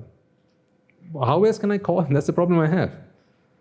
I've got to say, it's one of the attributes that define Siripala. But then I'm using the definition to define, which is the problem I have. I mean, how else can I say it? Do you see the conundrum there? Siripala is one of the attributes that defines Siripala. What else can I say? Siripala is one of the attributes that defines... The last person on that list. Because we are, that's a convention. The convention is we use names to refer to things. And this is a clock. And this is a pen. But pen is just one of the attributes that is used to define this. So really, this is not a pen. The pen is one of the attributes used to define this object. Pen is just the name. When I say it's a pen, again, that word pen, the notion of a pen is Rupa, Vedana, Sanya, Sankara, Vijnana. So take Siripala again, then green is Rupa, Vedana, Sanya, Sankara, Vijnana. Pasta is Rupa, Vedana, Sanya, Sankara, Vijnana. So if you ask Siripala, this person, what food do you like? He's going to say, I like pasta. In other words, what he's saying is, I like the Rupa of pasta, the Vedana of pasta, Sanya of pasta, Sankara of pasta, and Vijnana of pasta. Now you take those 5 aggregates, put it in the bag, and he says, that's me. See, Sakkaya Ditthi. For as long as his view is that these Rupa Vedana Sanya Sankara Vijnana are pleasurable, joyful and essential, he is going to continue to create the self. He'll keep on making the self. Why? Well, what else is he supposed to do? They're good. As long as you think that there's a particular item of food that's good, you're going to keep buying it from the supermarket. A particular brand, a particular type of food, right? You're going to keep buying it. You're going to keep going after it. So you see, for Siripala, the Rupa Vedana Sanya Sankara Vijnana to do with pasta, he believes is joyful, essential and pleasurable. That is Sat. Pleasurable. Sat means good. Good. Kaya is aggregates. Ditti. View. The view that Rupa Vedana Sanya Sankara Vijnana are pleasurable, joyful and essential. And for Siripala, it's to do with London, pasta, country homes, Ajit, cricket and green, among other things. So what he does then is, when he goes shopping, he first stops at the town supermarket. And he walks down the aisles and he picks up what? He picks up London. When he goes to the town supermarket. When he goes to the food supermarket, he picks up pasta. When he goes to the song supermarket, he picks up country homes. When he goes to the friend supermarket, Ajit. Sport, cricket, color, green. This is what he does. Why? Let's ask him why. Why is Siripala, when you go to the food supermarket, do you pick up pasta? What's he going to say? Because that's pleasurable. Well, he'll say, because I like it. So ask him, why do you like it? Because it's pleasurable. Because it's joyful. Because it's essential. Ashvada sapasara. So it's worthy of existence. It's worthy of being, worthy of becoming. In other words, this is what I would like to use to create what? Myself. This is what I like to use to create myself. These are the ingredients that I'd like to add in the creation of myself. So when he's going pasta or food shopping, he creates the pasta self. That's why I say the self is not everlasting. It did not come from time immemorial and it does not go to eternity. Each individual self is made on the spot. It's just-in-time delivery. People say it only recently invented. No. Just-in-time delivery was invented long time ago, from the moment sentient beings came into this universe. This is just-in-time delivery. The self is created just-in-time. Just-in-time. Just when you need it, it's created. And then the moment later, passes away. Arises and passes away. Remember when we used to draw the sine curve? And those days when you used to talk about the doctrine, and we used to draw the sine curve, and then we said arises and passes away, arises and passes away, right? So each of those arising points, each of those troughs, is it trough? The top bit? Huh? What's the bottom bit? What's the other bit? Peak. Yeah, the peaks. Each of those peaks was a moment where the self was created. Each of those moments, each peak was a moment where the self was created. And that self was a self that was created by whichever Rupa Vedana Sanya Sankara Vijnana that came in at that point, which was considered pleasurable, joyful and essential. So using those 5 elements, you created the self at that point in time. And then that passed away. Then came along the next chitta. Then a new self was created. And then that passed away. Then came along the next chitta. Do you remember this? We talked about the rising and passing away like this. Yeah? This is all Abhisankara we talked about. And then we said somewhere along here, this was the Rupa Vedana Sanya Sankara Vijnana coming in, and then the self being created, and then that passed away. So, you see, for an Arahant, the Rupa Vedana Sanya Sankara Vijnana rises and passes away. But what an Arahant doesn't do is create this virtual self. Why? Because he doesn't consider the Rupa Vedana Sanya Sankara Vijnana, those aggregates, to be pleasurable, joyful and essential. And because he doesn't consider them to be pleasurable, joyful and essential, he doesn't consider them to be worthy of existence, worthy of a bhava, worthy of existence. This bhava is this creation of a self. Because to exist, the self has to be there. So the self has to be created. So if it's not worthy of creating a self, then why would you create a self if it's not worthy of creation? So the self is not created then, in the case of an arahant. But the five, they arise and pass away, and that continues all the way until parinibbana. So in this bag then, where we are trying to define Siripala, I'll write his name here, but of course you know that Siripala is one of the elements here. Isn't it?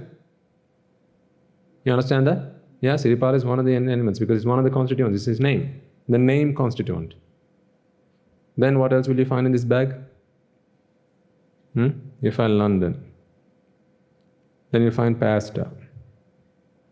You find country homes, Ajit, cricket, and green. Is that it? Is that all you're going to find in this bag? How many more things? 2, 3, 4 more? How many? An infinite number of things. You'll find an infinite number of things in this bag. An infinite number of things. This is a subset of the infinite number of things that exist. So what is a subset of infinity? Infinity. The subset of infinity is infinity. So from an infinite number of things, this person, what he does, so actually when we talk about person, actually this is the thought, this is the consciousness, this is the mind of this person. This is the mind we're talking about. Because the mind really exists. That's why the Buddha talks about the four ultimates. Chitta, Chaitasika, Rupa, Nibbana. Thoughts, mental factors, forms, and Nibbana.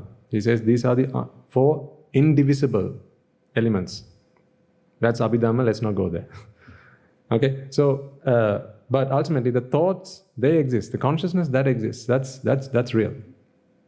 It's not a virtual concept. That's a real concept. So, Siripala, or at least his consciousness, what it does is, of this infinite sets of all the things, into this bag, he's dropped this, and this, and this, cricket, and green. That's how this is, for Siripala, my self. This is Siripala's myself. His name being one of the constituents of the myself. This is Siripala's myself. So now if you refer back to Guru Swami Nohan's sermons about this serpent raising its head from the bag, it's these elements which are always looking for an opportunity to raise its ugly head. Why? Because this is what is pleasurable, joyful, and essential. Not all the rest of it. See, of this universal set, right? Remember, town, supermarket, Siripala bought London from the town supermarket.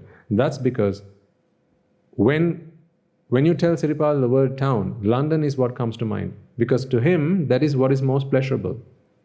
So, if ever you come and talk to him, if ever you come and say the word town, to him, the word that comes to mind is London. And if also you try to talk to him about any of the other towns, so just imagine this, right? We walk up to Siripala and we tell him, I'm going to tell you the name of a town. Okay? We walk up to Siripala and we tell him, I'm just about to tell you the name of a town. Are you ready? How is he going to prepare himself? Yeah, he's preparing himself to listen to what? London. He's preparing himself for that. Say, I'm going to serve you a dish. He's preparing himself for pasta. Let's watch some sport. Let's turn on Sky Sports. What's he sitting down, getting ready to watch? Cricket. So whenever you present him with a vipaka, he gets ready with the karma, because he has something that he likes to do, or he likes to see, or he likes to listen to, he likes to watch, and so on and so forth. There are sights that he likes to hear. He has preferences. There are sights that he likes to see. There are sounds that he likes to hear. listen to. There are tastes that he likes to experience, and smells and taste and touch. So whenever you present him with an opportunity, think of it that way.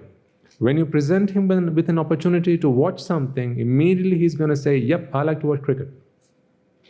When you present to him with an opportunity, you say, let's sit down and have something to eat. Now you have presented him with an opportunity to taste something or to eat something, and he's already prepared. He's prepared to eat what? What you're going to serve him? No, he's prepared to eat what he wants to eat. He's prepared to eat pasta. So therefore, why do you think then, when you now bring the dish into the room and say, voila, look what I brought you. You know immediately, you can see an expression, change of expression in his face. Either you're going to see a smile, or you're going to see an upside down smile, which is what we call a frown. You're going to see one of these two things. Why is that? What was he prepared to eat? Pasta. If you bring him the pasta, now you see a smile. If you bring him cheese macaroni, now you see an upside down smile. Or you see a frown. Because he was already prepared. The moment you said, I'm going to give you something, are you prepared? Are you ready? Yep, I'm ready. Go on, throw it at me. He's already ready. He's already ready. He's ready. See, when I say, I'm going to throw you a ball, are you ready? What are you going to do? I say, I'm going to throw you something. Ready? How would you hold your hands? In the shape of a ball, right? Why? What do you expect me to throw to you? A ball. I was not going to throw you a ball. I was going to throw you something else. I was going to throw you this. There's no point holding your hands like that, for that. But you see, already in your mind, you're preparing yourself for what you think it's going to be. This is what Siripala does also. Because the reason he does this is because he has things in this world that he finds pleasurable. So every moment of his life's existence, he's on a search for what? Pleasure and happiness. What did we come into this world looking for? Happiness. Oh, not that old CD again, Swamin Hansa, please can you switch on to another track? But ultimately, it is not the truth.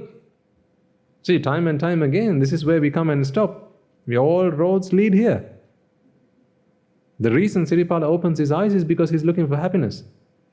The reason Siripala came down and sat down to eat is because he's looking for happiness. Because to him, his definition of happiness is his definition of self. But really, that's not the truth. In real terms, that's not the truth. He believes that his happiness is in pasta. But really, the moment he attached himself to pasta was the moment his vexation started.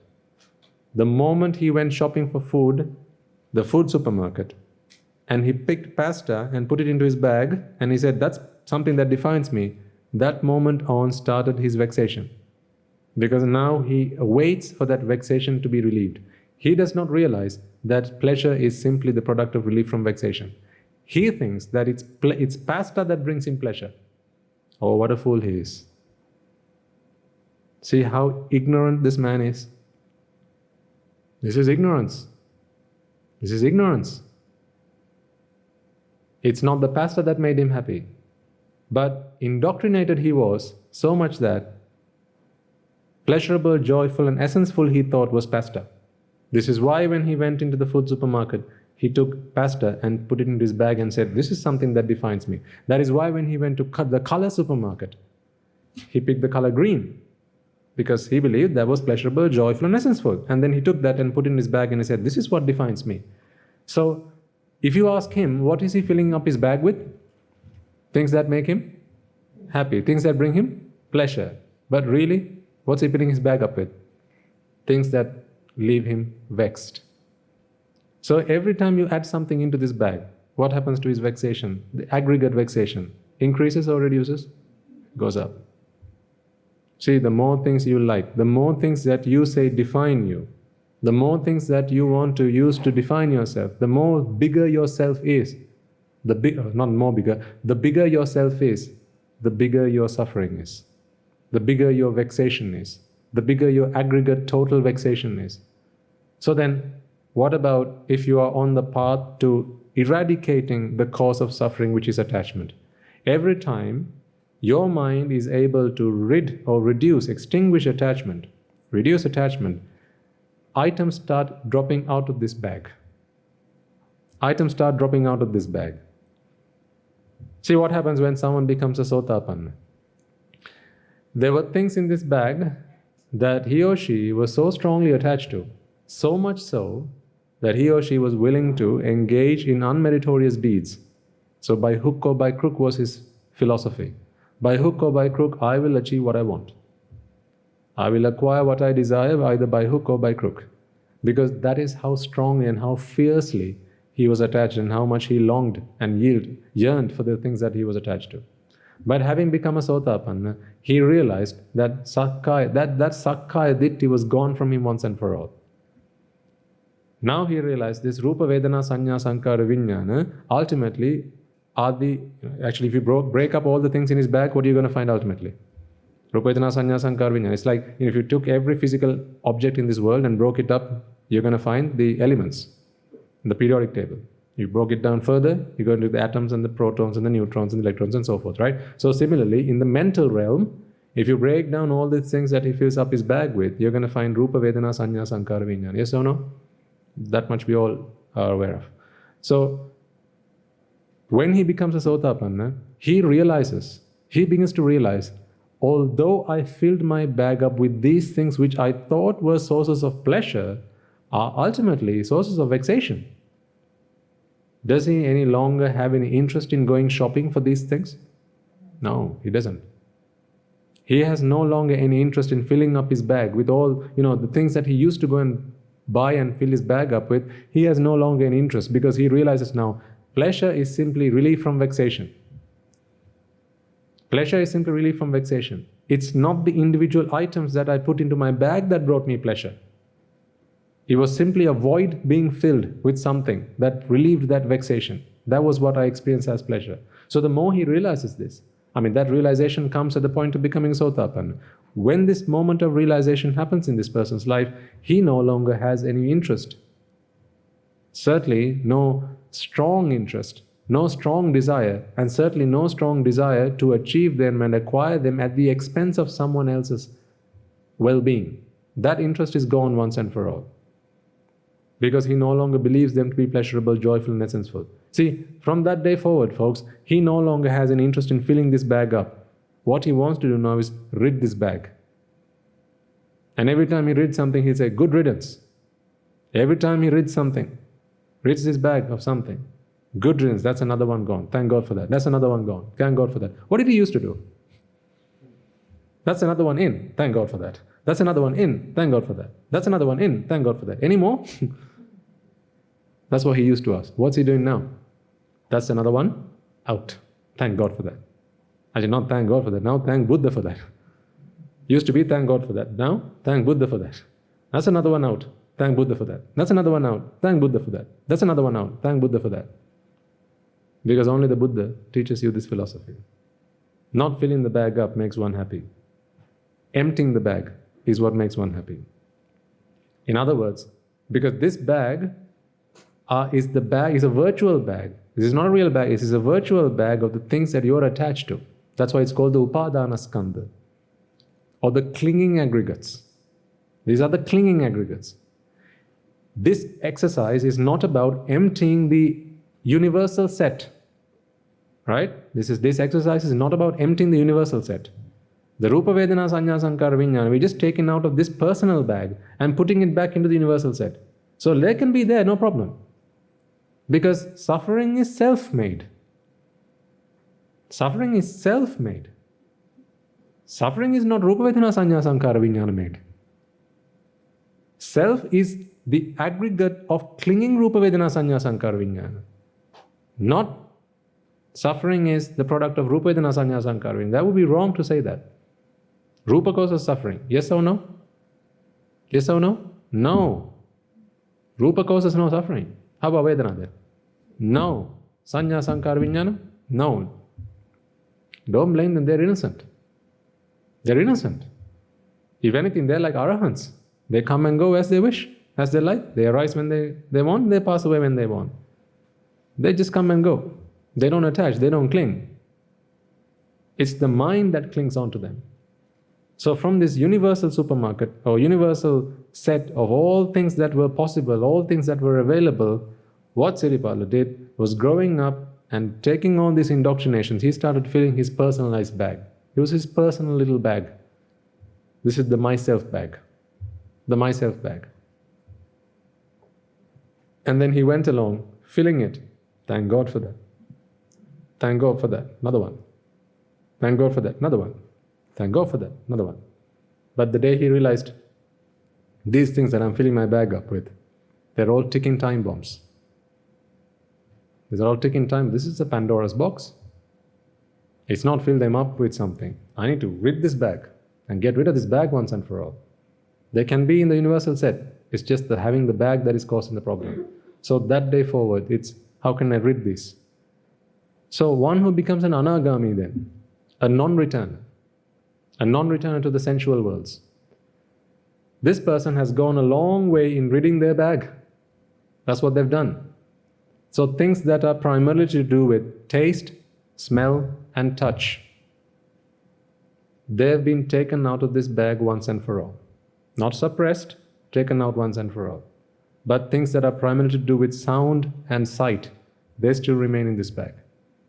But smell, taste and touch, they've been taken out of the bag. Gone, never to come back again. Would you go back and fill those bags up with those things? No. Why not? Why not? Because they've gone up in price? Inflation? No, you get the idea, right? Always there's usually one face that goes, yes, price is expensive these days.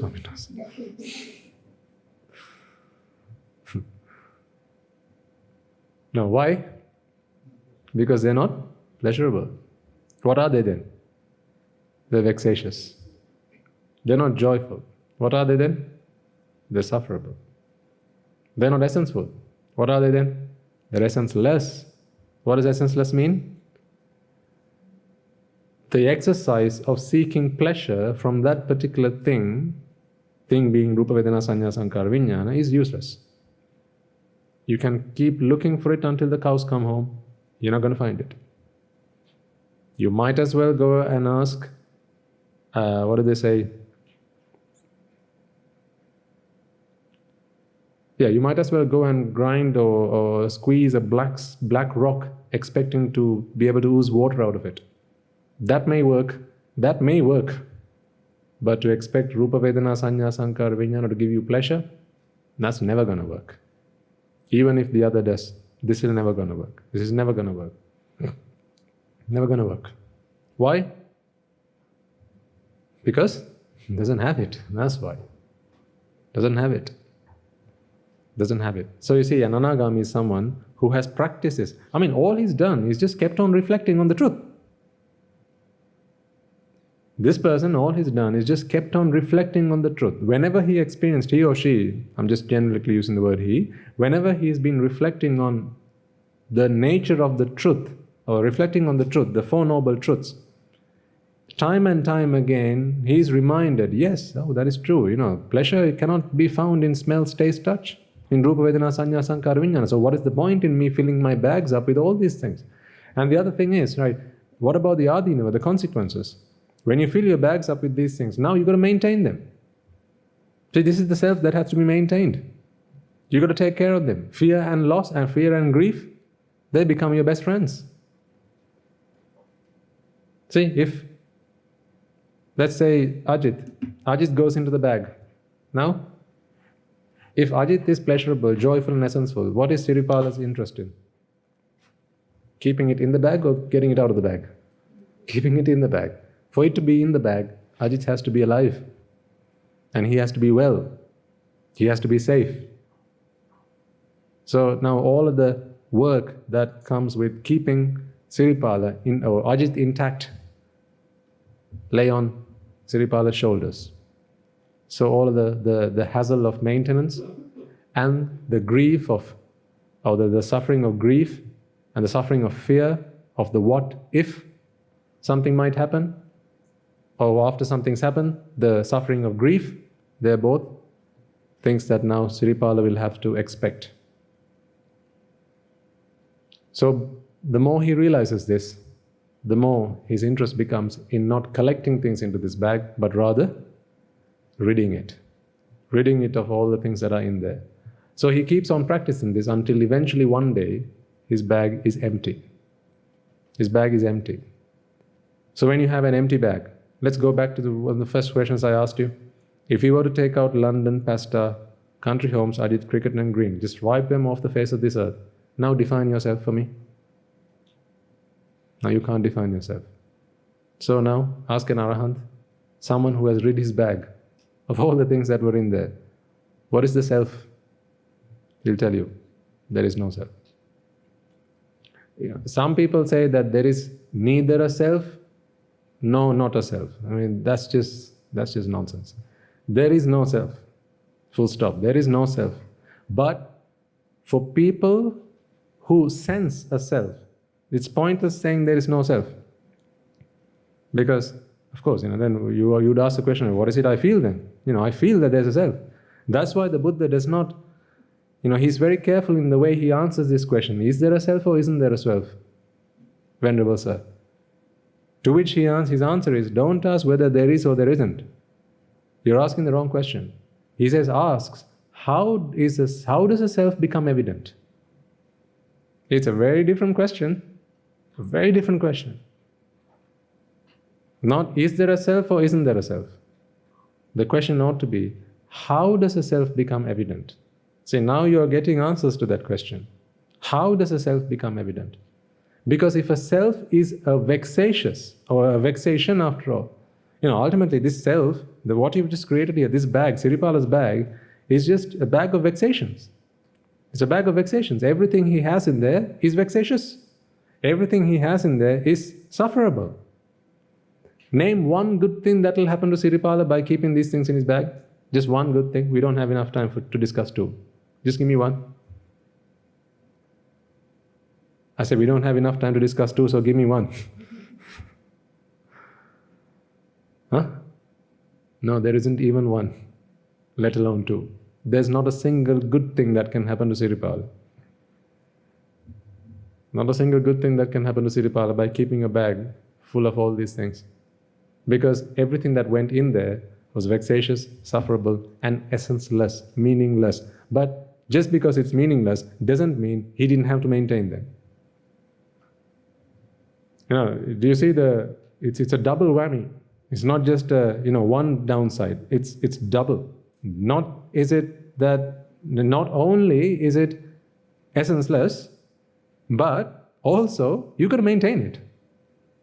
That's like, say you bring home a dog. Okay?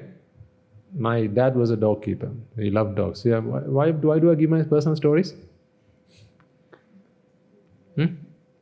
You can think about everyone else in the audience.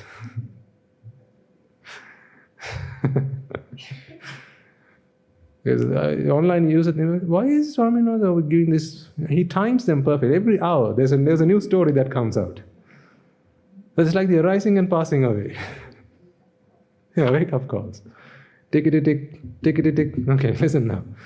So my dad, he loved his dogs, right? So only last week, when I was talking to him about this concept, we haven't gone this far yet, but I've been talking to him about pleasure and how pleasure is not the product of, it's not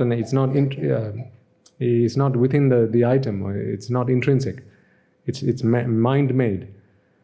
So my dad brought home one day 2 dogs. One he called Mickey, who was a dachshund, and then the other was Chico, who was a French bulldog. So he loved his dogs, right? So he brought these 2 dogs. Now the dachshund was, I don't know, if you ask me, he was better looking than the other guy.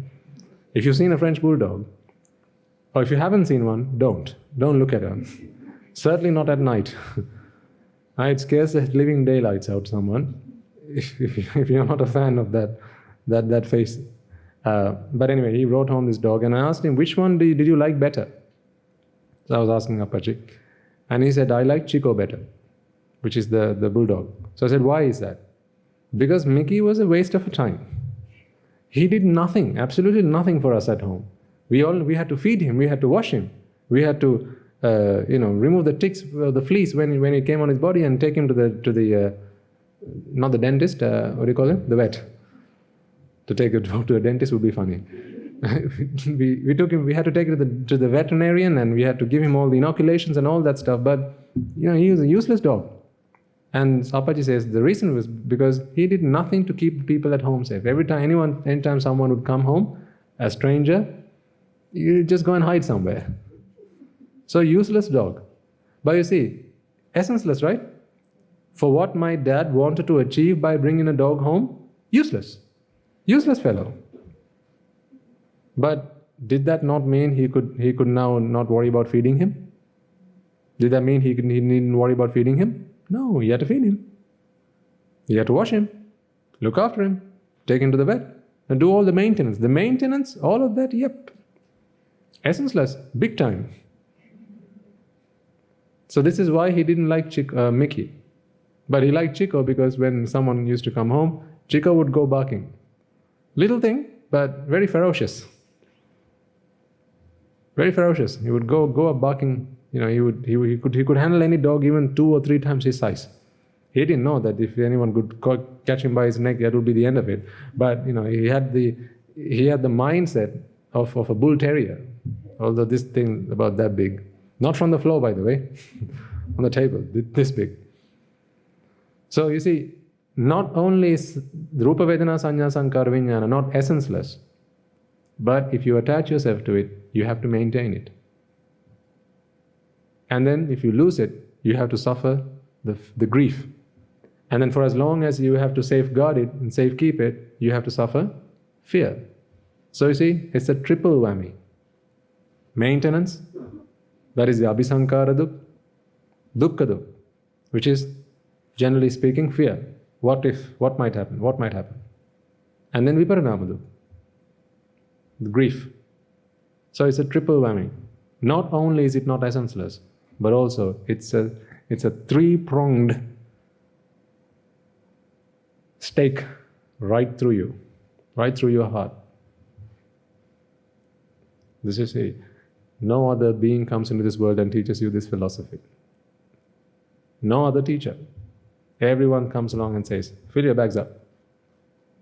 If you don't like that stuff, get some of this stuff. This is the good stuff. If you don't like the stuff in the human world, then there's plenty of stuff in the Deva worlds. It's the same supermarket. Just that some aisles are not accessible while you're human. Because they are the higher priced, the luxury products. It's like the Tesco's and the Harrods. Right? Tesco's any man and his dog can go into, but Harrods, not everyone can. That's where the Queen shops, apparently. So that's the difference. But ultimately, anything you get from the supermarket, it's the same thing. Right? Rose by another name smells just as sweet, as they say. It's just the same thing. So, no matter what you fill into this bag with, whether it's human Rupa Vedana Sanya Sankara Vijnana, or Deva Rupa Vedana Sanya Sankara Vijnana, or Brahma Rupa Vedana Sanya Sankara Vijnana, or from the 4 hells, the animal Rupa Vedana Sanya Sankara Vijnana, or Preta Rupa Vedana Sanya Sankara Vijnana, does not matter. Ultimately, if it's Rupa Vedana Sanya Sankara Vijnana, their nature is intrinsically vexatious. In other words, if you attach, you shall suffer. They're sufferable. If you attach, you will suffer. Therefore, for the purpose of seeking happiness, which is what we've all been trying to do all this time, essenseful or essenceless? Essenceless. So if I put up a sale next week, okay, I'll have a sale next week at the monastery. We'll have them shelves here stacked up with Rupa Vedana Sanya Sankara Vijnana. How many bags do you want to bring to fill yourselves up with them? Hopefully, none. None. Because the more you put into this bag, the heavier it's going to be. So the weight of the bag can be equal to the maintenance that goes along with it. And then you have to keep protecting it. Someone might come and take it. I mean, these are the three problems you have with carrying a bag around, right? Like ladies, you have your handbag, right? One, you have to protect it. And that's why you keep it closer to you than your husband. Right? Husband, you hold your hand like this, bag like this. Right? So when you get off the bus, what do you check first? You know the answer. When you're leaving the party, what do you check first? You know the answer. You don't have to shout it out loud, just in case your spouse is here. Could be embarrassing. Right? So you know that you know what I'm talking about. See, when you carry a bag, one, you got to keep it safe. So there's the fear. Two, if someone takes it, now there's grief. And three, you got to carry it. Your bag, I'm not carrying. You're carrying it. So the weight of the bag, that's the abhisankara.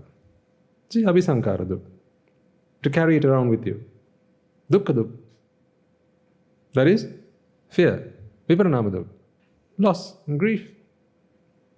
So any bag, the same concept applies. Even if it's a virtual bag, which is the virtual bag you create in your mind and you call it myself. Is that Greek or is that Greek? Which one? Is that some sense? Did that make some sense at all? Right? There's a little bit sense. We'll continue to talk about this in future sermons, and it'll more will come to light, because it might be the first time you're hearing this concept. Certainly, if you're only coming usually to the English sermons, this may be the first time you're hearing it. But it was ripe. This was ripe for reaping. We had to talk about this someday or the other. Because hopefully, what will start to make sense to you all is that suffering is self-made. And the word self there, as you would have gathered, are implied to this self. This is your bag of suffering. Your bag that you made, filling it up with the things that I like. I like? No, you like. Things that you liked because, why did you like them? Because of your beliefs that they were pleasurable, joyful, and essential. Ultimately, you think about your handbag, right? You fill it up with what things? Things that you believe are pleasurable. Who's got to carry it now? You've got to carry it. So the more pleasurable things you add into it, what happens to the weight of the bag? They're heavier. So how can you say it's pleasurable? Come on. See? Just apply it to day-to-day experiences in your life. And the more pleasurable things you add into your bag, the risk of something might happening, does it not go up? I mean, I don't know, these days do they have handbag insurance? They ought to. With the things that people carry around in their handbags these days, you've got to have a handbag. Personal belongings insurance, does that include your handbag? Right? There you go. Wallets and things like that. But what did you fill it up with? What things? Pleasurable things, huh? Yeah, I see. Looks like it. Looks like it. Isn't that why you keep your handbag close to you? Right? Can you leave it in a room and go outside and come back again? No, you're worried. You filled it up with what things? Joyful things, right? Oh, a lot of joy. There's joy written all over your faces. And then if someone takes it, someone snatches it from you, now, suffering. Again, grief. So how can one say that what I carry in my bag are things that are pleasurable, when from the moment they pick up that bag, they're vexing? How can one in their sane mind say that I have a bag that is full of pleasurable things? Just look at their faces. Do you think that's pleasure? That's just vexation in block capitals. How can one say, I have filled my bag up with joyful things? That's just suffering, in bold and underlined. How can one say, what I'm doing is essence-full? For the purpose of pleasure, for the purpose of joy, Entirely useless. Entirely useless. Not just a little bit, entirely useless. And after all that, you also have to carry it with you. More that goes in, the heavier it gets. The more you put out, the lighter it gets. This is a good karma sthana for the ladies in the house. So don't leave your handbags at home, take it with you. But as you walk along the road, as you get into the bus, as you sit down next to a stranger, this is a really good karma sthana. So as you leave home, abhisankara dukkha. Right? As you step out the front door and you see a stranger walking up to you, dukkha, dukkha. And then one of these days, someone's going to come and snatch it from you. Viparinama dukkha. Yes or no? Yes. Yes. If you don't know what this means, like, do a wait. You will know very soon.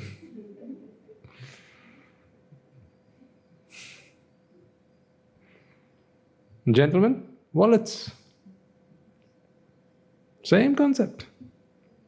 Same concept. Thankfully, I don't have one anymore with me now. I let that go. I didn't want to carry around unnecessary burdens with me, both literally and metaphorically.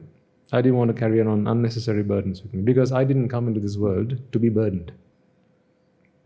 I came into this world to find a way to be burden-free. That's why I went to the one who is the teacher who shows us how to be free of burdens.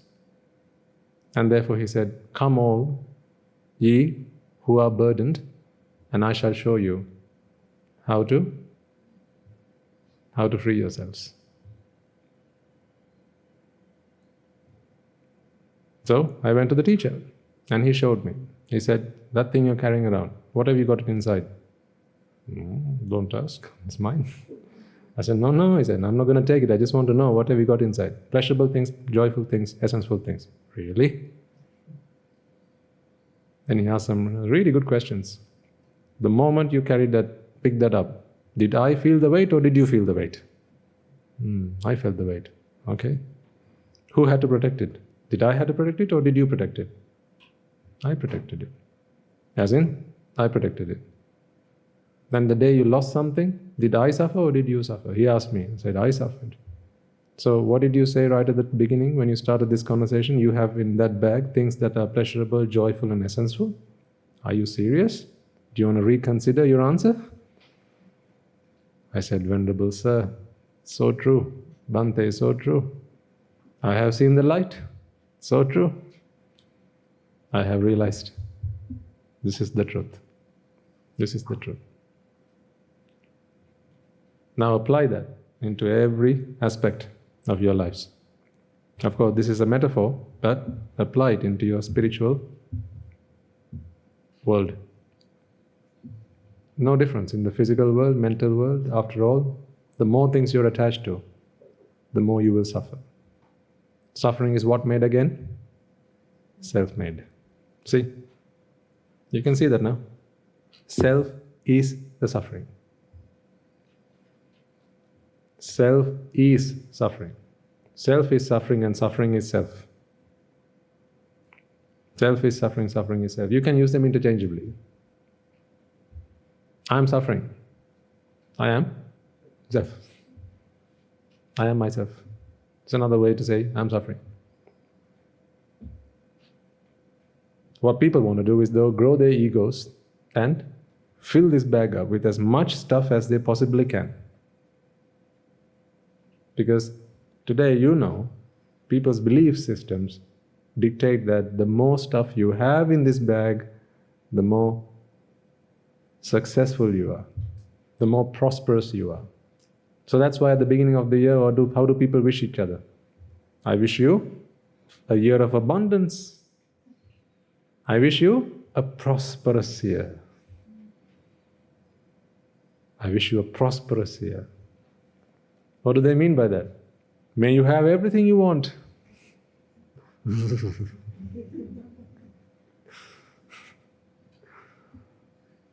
May you have everything you want. I mean, come on, you start the year off with a curse. How do you expect your year to be good? People just cursing each other. Buddha, let's go next door. Let's go and curse them and come.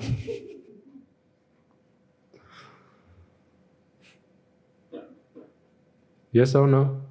See? The real blessing is not may you have everything you want. May you want less. In this new year, may you want less. May you want less. That is how one becomes content. Not in having more and then going and looking for more and then filling your bags up with more. How is that content? I think last week we agreed, let's get that word out of the dictionary.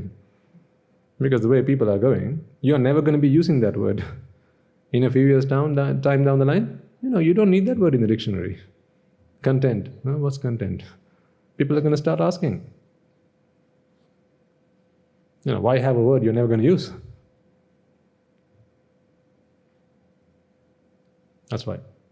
So, hopefully, I don't want to extend this any more than what we've talked here. In future sermons, we can take bits of this and expand them further. It would be useful if you have some time next week, if you can go over this sermon and just watch it once again. I think the YouTube is being streamed with the video, so the screen drawings should be made. Yeah, they are available online. So it would be handy, it would be quite useful if you can go and watch it just one more time. Because then when you come back the following week, which is of course we have the meditation week, next week, and when you get these concepts, folks, the intensity with which you can practice your meditation, the karmasthana, will increase so many-fold. I promised you next week I'll talk to you about Arya Maitri. Right? So we'll expand, I'll take out bits of Arya Maitri and detail it to you and help you analyze it, and how does one really cultivate Arya Maitri. So what we have learned today will hopefully lead us for you so that you can better do your Arya Maitri next week. This is laying down the foundations for that. Because when we talk about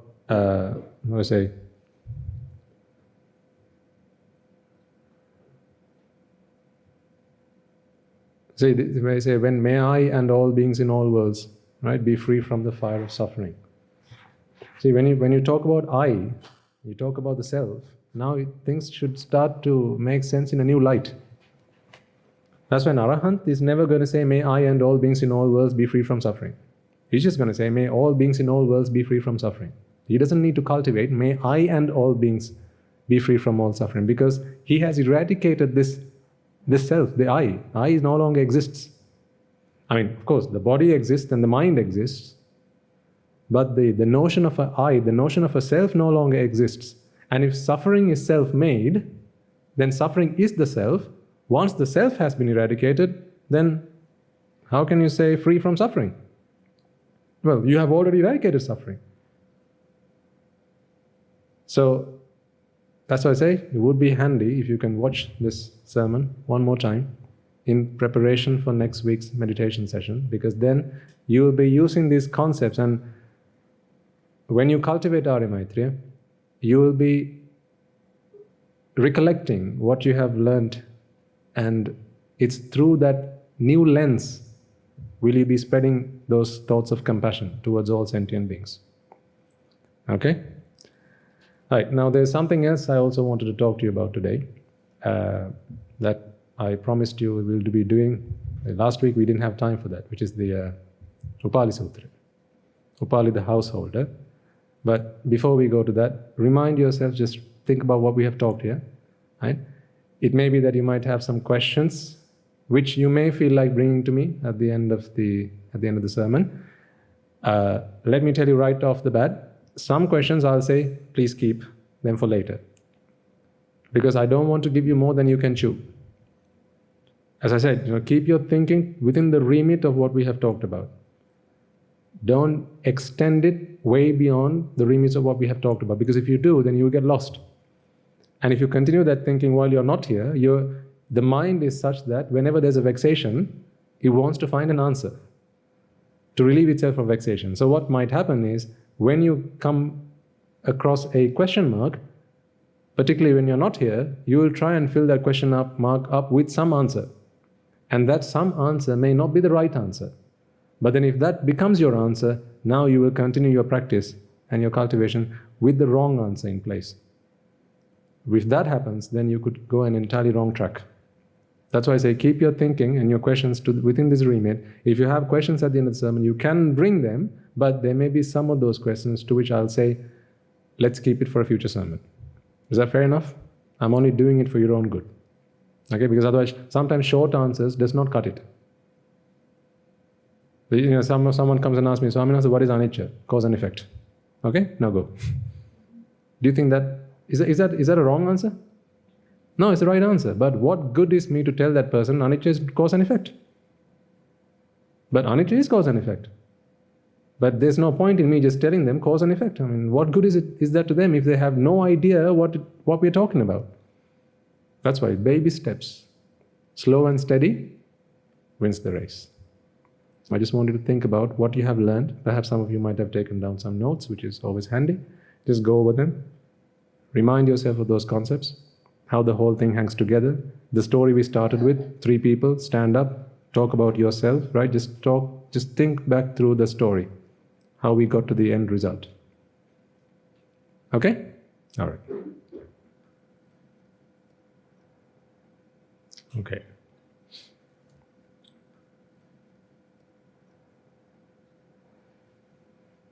This is, yes ma'am. Few questions. Okay.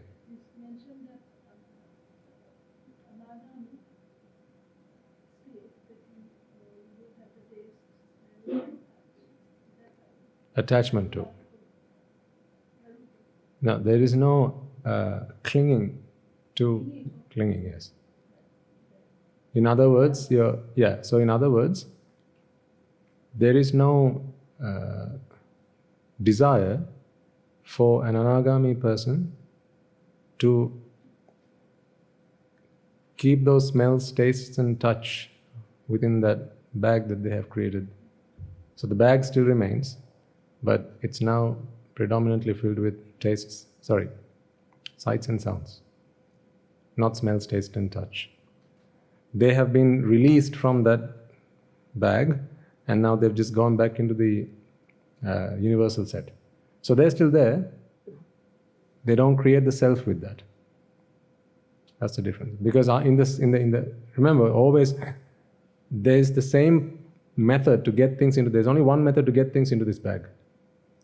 It's like if you want to enter the country, you have to go to the border controls, right? So similarly, there's one method to get things into this bag. The method being, first you have to be indoctrinated that the Rupa Vedana Sanya Sankara Vijnana, or you could see that as being sight, sound, smell, taste and touch and thoughts, are pleasurable, joyful and essential. That has to be planted in your mind first. There's no other entry gate into this. You can't come take any other route. First it has to go through that gate. Then immediately attachment arises. Because if something's pleasurable, then attachment is instantaneous. That's immediate. Then there's the clinging or the wanting. And the moment it's reached that stage, now things you want are the things that you have in your bag. Like when you go to the supermarket, the things you want are the things you have in your bag. Or you collect in your bag, right? You don't fill it up with things you don't want. So that's how it happens. So if that's the way in, what's the way out then? Cut a hole and then wait for everything to drop? No. It's the opposite. So first you need to be indoctrinated again. Again, it's an indoctrination. That what you once believed was pleasurable, joyful and essential are actually vexatious, sufferable and essenceless. That being the case, you no longer see them as being worthy of existence. Worthy of existence means worthy of filling one's bag up with. In other words, worthy of creating a self. So if something is not worthy of pleasure, because see, this is why I keep banging on this point about we are here for happiness. The things that have gone into this bag have gone into the bag because of the belief that they make you happy, no other reason. No other reason. If they didn't make you happy, they wouldn't have reached your bag. That's why I keep banging on about this point, that we are here for happiness. Whatever I can indoctrinate you to be the source of happiness, you will fill your bags up with. If I can indoctrinate you enough that becoming a monk is the only way to happiness, you will become a monk. You can't stop that. If I can indoctrinate you enough, so strongly and so fiercely, no matter what your circumstances are. Let's say I tell you, if you don't become a monk, you're going to die of cancer tomorrow. I'm just making something up, right? So that might be it for someone to drop everything and come into robes. So whatever the case might be, until when you become a Sotapanna, this is the insurance you get. When you become a Sotapanna, the ferocity with which you desired things have reduced by a vast amount. So much so that you no longer see them as being worthy of acquiring by hook or by crook. You will fish for it, but you won't crook for it. Crook being steal. You won't steal it because they are good, but not so good that I need to go and steal it, hurt someone else in the process of. Aren't there certain foods like that? You'll eat it if it's given to you, but you wouldn't cook for it. You won't cook it. It's just too much of a hassle. But if you want to give it to me, I'll eat it. There will be things like that. If you show it to me, I'll watch it. But I'm not going to go to the internet and download it or get a subscription or whatever. I'm not going to do any of that. If you show it to me, I'll watch it. But I'm not going to go and get it myself. See, the same concepts apply. This is why becoming a Sotapanna is such an insurance plan that there are karmas you need to do to be born in the hells. Being born in the hell is not, you can't go to the hell just because you like to. You can't go to the hell like that, just in case you were planning on. Sorry to disappoint you. You can't just go to the hells just because you like to. To go to the hells, you have to do a karma.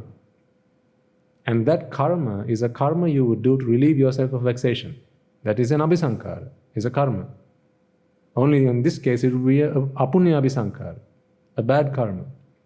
But that bad karma you will need to do to relieve yourself of vexation, and that vexation should be so strong that you will go as far as taking something that doesn't belong to you, killing someone, backstabbing, lying, or engaging in one of the unmeritorious deeds to acquire what you want.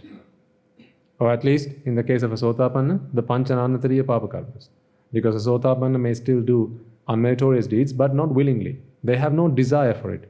It's like they'll do it as a last resort. When everything fails, because for the sake of perhaps their life, or perhaps for the sake of somebody else's life, someone they deeply care, they may do something wrong, but they'll do it knowing that it's wrong. They're never going to steal something and enjoy stealing it. So that's where I'd like you to see the difference there. They'll not steal enjoying doing it. They won't kill enjoying it. Have you not seen in some movies how a guy kills someone with a shotgun, and then after he's dead, a few more shots, like just for the fun of it? See, even if a Sotapanna might fire a gun at somebody, I wouldn't expect them to just fire 2 or 3 more just for the sake of it. Right? And then you're dead and be dead. I can't expect a Sotapanna to do that, because that is rage and anger intensely. They enjoy that. They enjoy that intensity of rage and anger. You can't expect a Sotapanna to be like that. They'll only kill if all else fails. And they'll only kill knowing that it's wrong to kill. Not because they like it, but they have no other option, no other alternative, because they're helpless. Not because they enjoy it. To go to the hells as a definite, to go to the hells, you have to do something and enjoy doing it. You have to do something bad and enjoy doing it. Otherwise you can't go to the hells.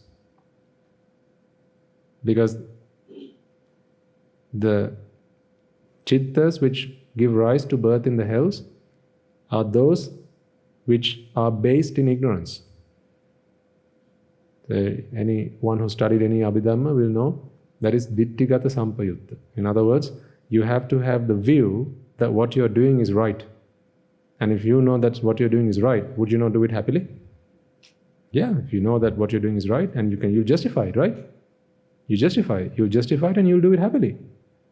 But a Sotapanna never justifies wrongdoings, because he knows, all I'm doing this is because I have no alternative, no option. I've tried everything and it all fails, but the vexation within me is so strong that I have no other option and I'm helpless. He also realizes that vexation is the problem. He knows that. He knows that vexation is a problem. But his ignorance is still there, because this is not someone who's completely free of ignorance. That would be an arahant. Ignorance is still there, such that the length to which he will go to commit a bad deed is limited to deeds which are still wrong, and it will only bring consequences having been born in the blissful plane. Like when you get a headache, that's the consequences of a bad deed.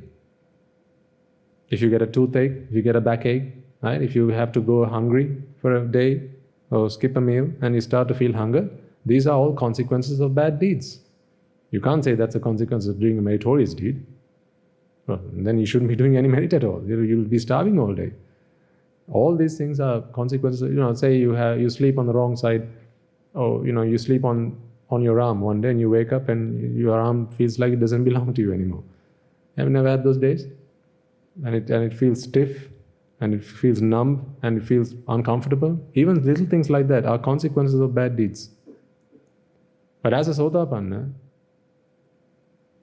the consequences of bad actions can only be brought to you, or the extent that can be brought to you is limited to what extent can be brought to you in the human world, Deva world or Brahma world. Yeah.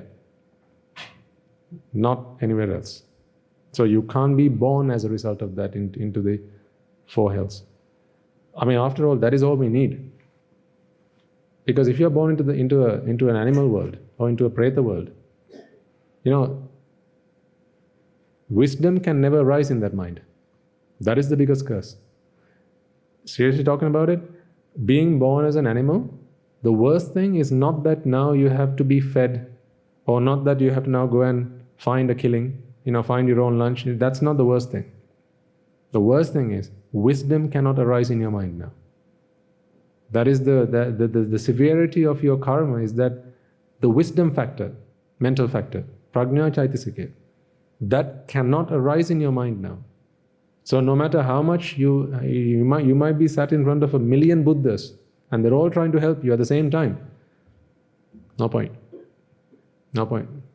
That's like going fishing without a hook. You keep throwing the line in. Will you catch any fish? No. You won't catch any fish. That's why being born in the four hells is terrible. You have lost all capacity for wisdom to arise in your mind. Otherwise, the first Sotapannas we should see in this Arama should be the dogs that keep running up and down. And they listen to these sermons every day. And there's a pesky fly there. I don't know where it's gone today. This pesky little fly that keeps running around this room, flying around this room. It should be an Agami by this point. No, not going to happen. Why? Wisdom cannot arise in that mind. That's why. And the entirety of the Buddha Shasana is based on wisdom. That's why it all starts with Samma Ditthi. Samma Ditthi is the point at which wisdom arises in your mind for the first time. This is not material wisdom. Like, can you work out this sum for me? That's, we say, oh, he's a very wise man. Yeah, that is wise in a very material sense, not in the spiritual sense. Spiritual sense, or in the supramundane sense. In the sense that is required to attain Nibbana, wisdom can only arise in one's mind when they're listening to a sermon that is being preached by someone who's a noble person. It's at one of those moments that wisdom will arise in your mind for the first time in samsara. Not first time in this birth, first time in samsara. So once it has arisen, then from that point it starts to grow. Like a seed has been planted, then from that point it starts to grow. That's how it happens, and it grows into a full tree and blossoms when one becomes an arahant. But once the seed has been planted, now you don't need anyone else's support. Now you can do it by yourself. Because if you've got the seed, the remaining work you can do. You can water it, you can add manure, you can give it sunlight. And these are the other supporting factors, like Shraddha, Virya, Sati, Samadhi. They'll help you to grow this seed. But prajna, that seed has to come from somebody else. Or it arises in your mind when you're listening to someone else preach. So you can't get it out reading a book. You can't, that's the only way you can get it, through the sense of sound, through your ears. That's why, in any case, if you ever come across an accident or some kind of incident, we are used to covering our eyes when we see something bad happening. But really, eyes ought to be secondary. Cover your ears first. If you haven't yet become a Sotapanna, cover your ears first. Because your ears are the most primary sense that is required, or the only sense through which you can become a Sotapanna. If you haven't yet become a Sotapanna, then protect your ears like you would your eyes. Protect your ears like you would your eyes. You can become blind and become a Sotapanna, but you can't become deaf and then become a Sotapanna. That's it, gone. Gone for this birth. Okay, so I'm going to be talking to you a little bit about this Upali Sutra. This is by popular demand. A few of you have come and asked for it. So I was a little bit hesitant because one, it is actually, it's a long sutra, but actually the request was not so much to go through the sutra, but rather there is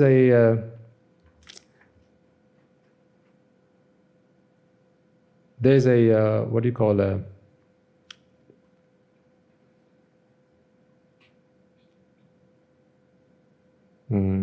it's a sort of veneration, a gatha, that Upali, who's the name of the householder in this, is the main character of the story, actually second to the Buddha, of course. Upali, who's the main character of this story, he, having received the Buddha's instruction, he's overwhelmed by how much he has changed as a result. And when asked, whose disciple are you, towards the end of this sutra, he starts to relate whose disciple he is in terms of a number of names for the Tathagata, for the Buddha. He recites a number of different names, 100 in total. So he just keeps throwing out 100 names. And each of these names indicates a virtue of the Buddha. Well, not a virtue, but rather a collection of virtues of the Buddha. How many virtues does the Buddha have? 20? Not 30? Infinite virtues. But what Upali does is when asked, whose disciple are you? Because he used to be the disciple of somebody else. You'll have heard of Nigantanatha Putta. So Upali, who's the antagonist in this story, or the protagonist in this story, he used to be the disciple of Nigantanatha Putta, who was a naked ascetic in the time of the Buddha. And he used to be not so much a disciple, but more so, I suppose, a disciple, but also more so the chief benefactor. He was a chief benefactor, like Anathapindika was the chief benefactor of the Buddha, the Gautama Buddha. Upali was the chief benefactor of Nigantanatha Putta. Okay? But all that changed. And this sutra is the story of how all that changed. And ultimately, when Nigantanatha Putta comes affronts Upali and asks him, how come you've changed? Whose disciple are you now? And that's when Upali starts to give out all these names.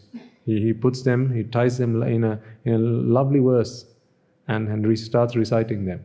So that those names and the gathas that contain them, we have been reciting in the Sinhala sermons for some time now. And because some of you come along to both sermons, you have obviously seen there's huge benefit in that, because it's really a solemn vow of a vow of whose disciple you are.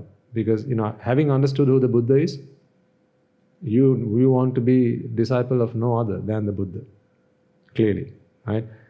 And these verses really bring out the essence of who the Buddha is, to some extent at least. So we've been reciting these stanzas or these verses in the Sinhala sermons, and some of you have asked maybe we can do it in the English sermons going forward. To which my response was yes, and then maybe. And before I changed it to a no, they came and asked again, and then I stopped at maybe. So, and there's a reason for that. Alongside these requests, I also get other requests along the lines of, can we please keep these sermons to English and not speak other languages in this sermon, because non-native speakers of English find it difficult to understand the sermons otherwise. But what I thought is, because this is Pali, and so it's not Sinhala, and I'll also give you the meaning of that stanza in English, then it's simply switching words around. So we'll be reciting it in Pali, but I'll explain to you the meaning. At least I'll show you the meaning rather than me trying to explain. And that's like asking me how much water is there in the ocean.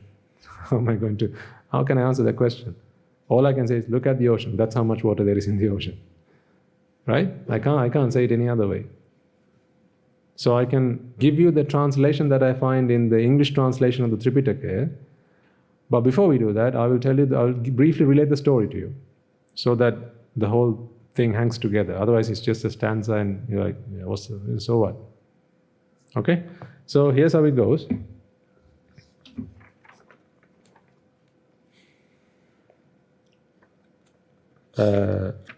This copy I have here is 14 pages long. So I think we'll finish the sermon today at least by 9:30. Okay? So don't you worry. Now we are due to be finishing in about 15 minutes. So I'm going to give you this to you briefly, but also protecting the key elements of the story, so this all makes sense. So here's what happened. So on one occasion, the Tathagata, that is our Lord Buddha, he was at Nalanda, which is a mango grove, and during this time, this Nigantanatha, according to some texts, he's a Jain. So apparently he's the chief of Jainism. That is to be debated. I don't know whether that is true or not, but I'm just going to say he's a naked ascetic, right? And that's their lifestyle. So Nigantanatha was the chief of that philosophy, and he was also staying at Nalanda, so in the same place as the Buddha, but not cohabiting. They were in the same place. And he was in the company of large number of naked ascetics. One of them was Diga Tapasi. So what's his name? Diga Tapasi. Diga Tapasi was his name. So he's also a naked ascetic. So what is the standing out feature of naked ascetics? They're naked. That's their defining characteristic. They're naked. If you spot a naked man, the chances are they could be one of Nigantanatha Buddha's ascetics. I think they still have them in some other countries like India and so on. So he went round for alms, like monks do. They went round for alms with his alms bowl. And because there was some time left after the end of his alms round, he went to visit the Buddha. So this is something that those people used to do back in the day, because they like to debate. Why? Self. I know better than you. So let's debate and find out who's better. Superego. Right? So they kept on debating. Right? So what Digatapasi wanted to do was go find the Buddha, sit down with him and have a good old debate. So he went to the mango grove and met with the Blessed One. And in his presence, they exchanged some greetings, as you normally do. This is normal custom. And then the Buddha says, Tapasi, welcome, please take a seat. Why are you here? So the Diga Tapasi starts to speak, and during this conversation the Buddha asks, Tapasi, how many modes of action does Nigantanada Buddha declare there are in doing and perpetrating evil deeds? How many modes of action? How many modes of action? So, in other words, because the Buddha's doctrine is about karma vipaka. So, really, he's talking about volition here. How many modes of volition, how many modes of karma is what he's referring to. To which Digatapasi's response is, no, Venerable Gautama. Action is not the word used by Nigantanada Buddha. In his teaching, offense is the word used. Offense. So in Pali, you'll find the word danda. The Buddha asks about what are the different types of karma that Nigantanada Buddha speaks of, to which Digatapasi's response is, he doesn't speak of karma, he speaks of danda, or offense. Have you know the danda niti sangraha and so on, the penal code and so on, right? So offense, he just speaks of offense. So then the Buddha asks, well, okay, how many modes of offense are there? How many modes of offense does Nigantanada Buddha, your teacher, declare? So the answer back is, he speaks of 3. There is the bodily offense, there's the verbal offense, and there's the mental offense. Now the Buddha speaks of similar 3, but he doesn't speak in terms of offense, he speaks in terms of karma. Vachi karma, kaya karma, mano karma. Now, at this point, the Buddha asks, okay, so these are the 3 that your teacher teaches. Which one is the most heinous? In other words, which one is the more severe? Which one is more powerful, more potent than the others? So, Digatapasi says, well, of the 3, my teacher, Nigantanada Buddha, proclaims that bodily offense is more heinous than the others. Okay? So now the Buddha, usually this is his method, his style, he'll allow anyone the opportunity to change what he has said on 3 occasions. So he'll always give someone opportunity to save face. Really, that's what he's doing. He's giving him another chance. Are you sure? Because you have come here to debate with me, right? You sure? You want to stick to your word? You sure? So he asks on 3 occasions, and on all 3 occasions, Digatapasi says, yep. I'm sure that this is what my teacher teaches, and I'm sure of his teaching. That is, bodily offense is more heinous and more severe than the other 2. So the Buddha says, okay, fine. And then Digatapasi asks, well, Venerable Gautama, in your dispensation then, which offense do you proclaim to be more severe than the others? And then the Buddha says, I don't speak in terms of offense. I don't speak in terms of danda, which is the Pali term. I speak in terms of karma. So there are 3 karmas which I also proclaim, but in my dispensation, mano karma is more potent and more powerful than vachi karma and kaya karma.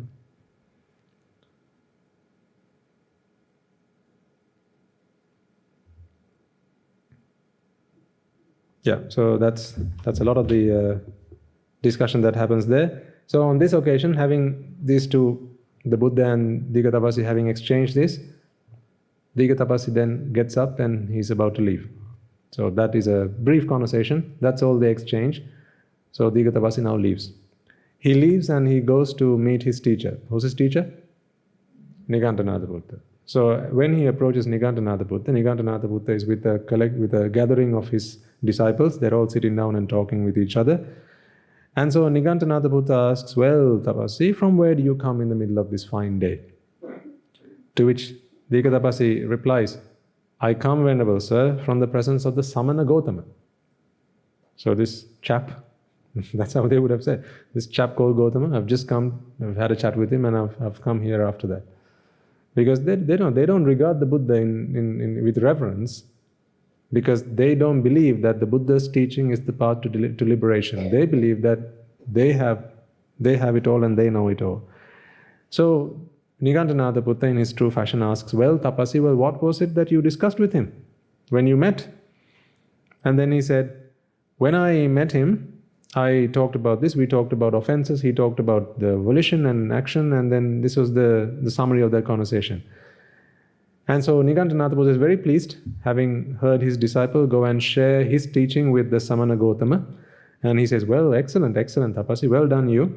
As by a learned disciple who knows the teaching of his teacher perfectly, even so did Diga Tapasi, the naked ascetic, explain to Samana Gotama the teaching of his teacher. So he's praising his student for having gone to the Buddha and having shared with him his teaching. And he said, well done you, because you correctly went and identified with him that bodily offense is the more heinous offense than the other two. Now, at this time there was the Nigantanatha Buddha's chief benefactor. What's his name again? Upali. So Upali was in the presence of the gathering, and Upali spoke to Nigantanatha Buddha and he says, oh, excellent, excellent, sir. Diga Tapasi has really shown colors. I mean, isn't that really remarkable? And how well he has performed in the presence of the Buddha. As a very learned disciple of yours, he's gone and shown the Buddha right from wrong. Right? So they've gone to teach the Buddha a lesson. Well, let's see who learns a lesson at the end. And then, not only does Upali praise this disciple of the Nigantanatha Buddha, Diga Tapasi, but he also says, you know, this is a very, so Upali is not just a benefactor, but he's a very talkative guy, and he also wants to, he likes to prove things. He's very forward. He's a very forward chap. So he says, right, let me go and speak to this Samana Gotama. And after I go to him, so here's what he says he's going to do to the Buddha, okay? I like this bit, because I find it quite entertaining. If the Samana Gotama should affirm likewise to me as he was made to affirm by the Venerable Tapasi, so here's what he says he's going to be doing. Just as a strong man would seize a long-haired ram, you can think of it as a sheep, okay? A long-haired ram by its fleece and pull it along and draw it towards him and drag it hither and thither, so throw it to and fro. Even so will I pull up, draw towards me and drag the Samana Gotama hither and thither in the debate. So what's he saying?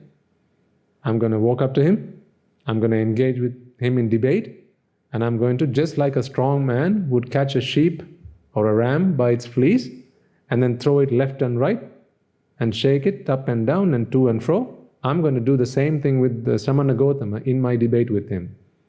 So once I have spoken with him, he will have no legs to run. So this is what? Who's saying this? Upali. Little does Upali know what's await. what's going to be happening to him in a bit. So he doesn't stop there. He gives another simile. He says, or just as a sturdy distillery man would fling a huge distillery strainer. So it's something that they must have used back in the day to strain perhaps alcohols into a deep vat, and holding the rim, pull it up, draw it towards him and drag it hither and thither. So it's just something that they used to do in the day. They used a vat. Vat is something that you used for distilling alcohols and the likes. So just like a strong man would fling it to and fro and shake it up, out and about, I'm going to engage with the Buddha in debate and do just the same to him. Oh, and here's another one. Or just as an elephant of 60 years, not any old elephant, a 60-year-old elephant. I can figure out, kind of gather how old Upali might have been. So just as an elephant of 60 years plunges into a deep lake, and having done so, plays a kind of game called washing the hemp. That's the name of the game. Even so will I sport, as it were, with the Samana Gotama. So he's saying, I'm going to engage with him in sport. I'm going to play with him. Right? Like a child plays with its toys. So he's saying, I'm going to go to the Samana Gotama and I'm going to play with him. Right? I'm going to show him who's boss. Well, Venerable Sir, I shall go and refute the Samana Gotama on this matter. So Upali is now asking permission from Nigantanatha Buddha to go and engage in this debate. So at this point, Nigantanatha Buddha says, go. householder, I fear not. Because I know that you are an unshakable benefactor of mine. There's no way that you can be converted. If anything, knowing your prowess, knowing what you're capable of, when you're in the presence of the Samana Gotama, right, he will be converted to my teaching. He doesn't know the first thing about who the Buddha is. Right?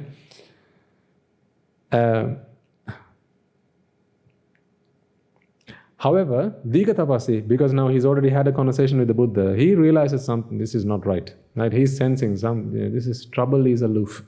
Right? Something, this is not right, because he left a bad taste in his mouth last time he spoke with the Buddha. You can imagine that, right? Go into the presence of the man who has the greatest personality there is. Right? Just his presence and his radiance. The five ascetics, when they first met the Buddha, and coming towards him to preach the Dhamma, they couldn't stay the way they had made their minds up. We're not going to stand up, we're not going to show our veneration, we're not going to show any respect. But could they stay the way they decided when in the presence of the Buddha? No, of course not. This is merits walking on legs. This is infinite power, infinite wisdom, infinite compassion, radiating compassion on legs. Right? So you can't stay the way you want in the presence of the Buddha. So Tapasi says, Nigantanatha Putta, I'm not really sure about this. Maybe we shouldn't do that, right? Maybe we should call it a day. Perhaps we'll try another day. And then Nigantanatha Putta says, oh, don't you worry, Tapasi. Because Digatapasi says, it may be that the Buddha might convert Upali. And what happens if that happens? This is the chief benefactor, right? You know what people are talking about us these days, right? Similar kind of story. So time has a way of repeating old incidents. 2,500 years later, same thing again. Right? So don't go to him because they might convert you. You might have heard similar stories. Right? Don't go to him because they'll convert you, and after they're converted, then that will be disaster. That will spell disaster for us. We will not have any food to eat. We will not have robes. Or actually, no, they are naked, so they don't need robes. But at least they need food and places to dwell in. They won't get anything. So Nigantanatha Putta, he is not scared. He says, no, it's absolutely impossible. Tapasi, do not fear. It can never happen. It can never happen that Upali, the householder, should become a disciple of the Samana Gotama. But there is certainly a possibility of this, that the Samana Gotama might become a disciple of mine. So go, householder, refute the Samana Gotama. So in other words, engage with him in debate on this matter. Because if you don't go, then I'm going to go anyway. So you can go. So third time, 2-3 times Digatapasi says, sir, I think we ought not to be doing this. But on every occasion, Nigantanatha Putta says, no, fear not, let's go. So finally, what does Upali do? The best thing he's ever done in samsara. The best journey he's ever set foot. He goes. So in response and rising up from his feet, he respectfully saluted Nigantanatha Putta, passed him round to the right and proceeded to the mango grove where the Blessed One was. Approaching the Blessed One, he respectfully saluted and sat on one side. Thus seated, Upali the householder addressed the Blessed One as follows. Venerable Sir, did Digatapasi, the naked ascetic, come this way? So he obviously knows the answer. We're still asking the question. He came this way, householder, replied the Buddha. Had you, Venerable Sir, any conversation with him? Who's asking? Upali is asking. Who's asking from? The Buddha, yes. He said, yes, certainly. The householder and I had some conversation. Now, does the Buddha not know what the outcome of this conversation is going to be? He knows exactly what's going to happen at the end of this conversation. But, so you see, this is like a mother with a little child. Right? A mother with a little baby, a little infant. Little does he know who he has come to refute. Little does he know that he's made the best journey he's ever made in his life, in entire samsara, little does he know that this man is not going to walk away the same way he came here. The Buddha knows this, but Upali doesn't, certainly not yet. So when he had finished, Upali the householder said to the Blessed One, so the Buddha relates the conversation they had, and at the end of that, Upali says, well, excellent, Venerable Sir. So it seems that the conversation that you had was between offense and karma, and it seems that the Samana Gautama is of the belief that the mental volition is more fierce than the other two. But my teacher, who is Nigantanatha Buddha, his teaching is that bodily offense is more heinous and more severe than the other two. Are you willing to engage with me in a debate? Who's asking? Upali. Upali, the householder, is asking the Buddha, are you willing to engage with me in a debate? Now the Buddha, again in his true fashion, he says, well, householder, I will engage with you in debate, however, on one promise. You must speak the truth and nothing but the truth. If you are steadfast to the truth, then I will speak with you. So the things that you say, we should be able to go back and say, well, you said so, didn't you? We should be able to link the things you said one to each other. So you can't say disjointed things, because that makes no sense. I'm not going to engage in frivolous speech. Our conversation, our debate has to be of some meaning. Are you prepared for that? The Buddha asks, oh, and this man, oh yeah, of course. How else would we debate? Yes, of course we are ready for that. Right then, what do you think, householder? So the Buddha asks now, what do you think, householder? Suppose there was a naked ascetic here afflicted with disease. So he's suffering, seriously ill, who refused cold water and lived on hot water. He, not taking cold water, would die. Now, householder, where does Nigantanatha Buddha hold that he would be reborn? So it used to be that these Nigantas, in the day, they do not take hot water, or cold water rather. They don't take cold water. They only take hot water. But this man, there's a man who's sick. So the Buddha is asking, let's say one of your folk, they're ill, they're indisposed, and to cure this, you have to take cold water. But this man does not take cold water, and he dies. According to Nigantanatha Buddha's teaching, where is this man going to be reborn? Okay? So then he says, Venerable Sir, there are deities who are known as mind attached. In the Pali it says Mano Mulika. There is he reborn. For what reason? Because, Venerable Sir, he dies with mental attachment. So Upali says, because he has died with mental attachment, he is going to be born in a world that is with deities who are mind attached. Now the Buddha says, oh, hang on. Upali, please think back to what you said earlier. You said that bodily offense is more severe than mental offense. So now how can you be saying that based on his mental attachment, where he's been reborn has been determined? Because if anything, based on what you said earlier, he should be born somewhere which is in line with his physical action, not his mental attachments. So when the Buddha said this, so the Buddha says, what you said earlier, the latter does not agree with your former.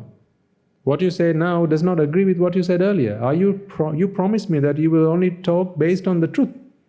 Are you sure this is how you want to continue your conversation? So Upali says, well, yes, sir. I will still continue my conversation. No matter what you say, I am of the belief that physical offense is more severe and more heinous than mental. And then the Buddha asks a second question. So he says, what then do you think, householder? Suppose there was a naked ascetic here, restrained with the 4 kinds of restraint. Because if you read any of the texts, if you have read any of the texts, you will realize that Nigantanatha Buddha's doctrine involves the restraint of 4 kinds of restraint. Okay, I'm not going to go into the detail here. Actually, no, it says here, he is restrained as regards all evil. is devoted to restraint as regards all evil, has shaken off all evil, has pervaded with restraint as regards all evil. He, whilst walking up and down, inflicts destruction upon many tiny creatures. So the Buddha asks, on this occasion, he says, according to your philosophy, you are restrained from all evil, right? So you believe in compassion towards all beings. So therefore, you inflict no physical pain and injury on any beings whatsoever. But let's say a Niganta, one of your clan, who is restrained as such, continues to walk up and down. And as he's walking up and down, he treads on tiny creatures, many tiny creatures. And in doing so, these creatures are destroyed. So what happens to this man? Because if it's bodily action that is more severe, then what he's doing is pranagata, right? He's engaging in the destruction of life. So if it's bodily action, what does your teacher say is going to happen to this man? And then Upali says, well, sir, this is how you would have said it. I'm adding that into this. But that's not in the sutra. I'm adding that. So he says, well, sir, Nigantanatha Buddha declares that what is unintentional is not heinous. What is unintentional is not heinous. So where is intention now? In the mind. So intention's in the mind. So he's saying what is unintentional is not heinous. Apparently Nigantanatha Buddha, that is his teaching. And then the Buddha asks, but how so? If it's intentional? Oh, then sir, it's heinous. So now it's bad. It's a bad karma. Or a bad offense. So then the Buddha asks, okay, well, in which offense does Nigantanatha Buddha recognize intention? In mental offense, Venerable Sir. Actually, this is how he would have said. In mental offense. That's how he probably would have said it. Now again the Buddha says, hold on, householder, think carefully before you reply, because what you say now does not agree with what you said earlier. The latter does not agree with the former, with your former statement. Now again, Upali says, well, okay, but nevertheless, I still believe that bodily action is more heinous. So on the second occasion, Upali says, I still believe that bodily action is more heinous than mental, or bodily offense rather. Okay, so final occasion, the Buddha gives him another chance to save face. See how kind the Buddha is. Another chance to save face. So what do you think of this then, householder? This town of Nalanda, which is where they're residing at the moment, right? This town of Nalanda has flourished and prospered and has a vast population is crowded with men. Okay, there's a large population in Nalanda. And Upali says, yes, Venerable Sir, yeah, that is true. It's flourished and prospered and has a vast population. And then the Buddha asks, okay, what do you think then, householder? Suppose someone were to come here with an uplifted sword, so a sword in hand, and say in one moment, in an instant, I will do a massacre. I will massacre every living creature in this town and destroy everybody. So this is one man with one sword, okay? And he asks Upali, do you think that's possible? Then Upali says, well, sir, not one, not even 10, no, not even 20, 30, or even 50 persons, because Nalanda is quite a large town. Not even 50 people will suffice. Not even 50 people brandished with swords in their hands will be able to come and destroy every living man in an instant. Then the Buddha says, oh, well. What do you think then, householder? Suppose a Brahmin who has developed his mental capacities, his spiritual powers, possessed of supernormal psychic power. You remember watching that video one day?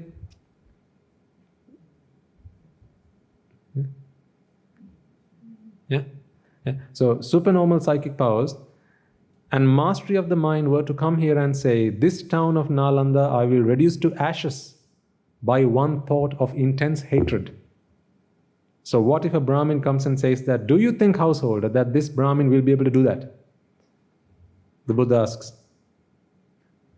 Then Upali says, sir, not just one Nalanda. One Brahmin with his psychic powers could destroy not just 10, 20, 30, even 50 Nalandas. So Nalandas being not Nalanda College, Nalandas being the towns, right? So because previously what did he say? Not one man, not 10, 20, 30, not even 50 men brandishing swords could come and destroy one Nalanda. But now he's saying, not one Nalanda. One Brahmin with supernatural psychic powers could come and destroy 10, 20, 30 or 50 Nalandas in one thought with intense hatred. Now again, what does the Buddha say? Hold on. Householder, think carefully before you reply, because what you say now does not agree with what you said earlier. Because what did he say earlier? That physical offense is more powerful than mental offense. But what are you saying now? Mental action is more powerful than physical action. So I think there's another example. I'm going to skip that just in the interest of time. You can find this sutra on the in the Tripitaka or in the, of course you had to find it in the Tripitaka. Where else would you find it? It's also available on the internet if you just do a quick search. So ultimately, so there's a fourth example the Buddha goes in. I'm not going to talk about that in the moment. Now again the Buddha says, well, householder, think carefully before you answer. The latter does not agree with your former statement. And on all four occasions, the Buddha was able to prove to Upali that his view, his belief was flawed. And then finally, Upali says, Venerable Sir, with your very first illustration, not the second or the third, with your very first, because this is a wise man. This is an intelligent chap. He's an intelligent chap. With your very first illustration, I was satisfied and delighted with the Blessed One. Okay? Nevertheless, I'm glad that he continued this conversation. Okay? Because that's why, that conversation allowed us to witness the compassion and the wisdom of the Buddha. Nevertheless, as I wish to hear the Blessed One's beautiful expositions of these problems, I thought of contradicting the Blessed One. So why did he contradict? Because he wanted to hear the Buddha continue his exposition. He was impressed by the first illustration and he was converted with the first illustration, but he just wanted the Buddha to continue. And then he says, excellent, Venerable Sir, excellent. It is, Venerable Sir, as if a man were to set up right that which was overturned, or were to reveal that which was hidden, or were to point the way to one who had gone astray. Where else have you heard this? Pretty much everywhere. Everywhere you see someone being converted from their set of beliefs to that of the Buddha's teaching, you will see this appear time and time again, even in the Piritpota. Angulimala or Alavaka, in the Alavaka Sutra you will find this. Or to hold a lamp, were to hold a lamp amidst the darkness so that those who have eyes may see. Even so has the doctrine been expounded in various ways by the Blessed One. I too, Venerable Sir, take refuge in the Buddha. What did he come now to do? What did he come to do? To convert the Buddha. See what he's saying now. I, Venerable Sir, take refuge in the Buddha, the doctrine and the order which being the Sangha. May the Blessed One receive me as a follower, as one who has taken refuge from this very day to life's end. Now, you want to hear what the Buddha said after that? He says, householder, please make a thorough investigation. It is good for a distinguished man like you, because Upali is no ordinary man. Right? He's a very respected, well-to-do, affluent person in society. He's the chief benefactor of the Nigantas. So you can imagine there was a large population of Nigantas. And for this man to be the chief benefactor, you know how much power Anathapindika had, how much money he had, right? He was a very wealthy man. So this is the same, except in the Niganta Nathaputta's order. So it is good for a distinguished man like you to make a thorough investigation before you convert. Venerable Sir, now this is the Upali replying to the Buddha. Venerable Sir, I was satisfied with what you said before, when you gave me those illustrations, and I realized that I was wrong in the way I was thinking. But now, having listened to what you said about think twice before you convert, think twice before you go and say that I have now listened to the Buddha's teaching and I am now a disciple of the Buddha and so on and so forth, I am still more satisfied and delighted with the Blessed One because he cautions me. He cautions me, householder, make a thorough investigation. It is well for a distinguished man like you to first make a thorough investigation. For Venerable Sir,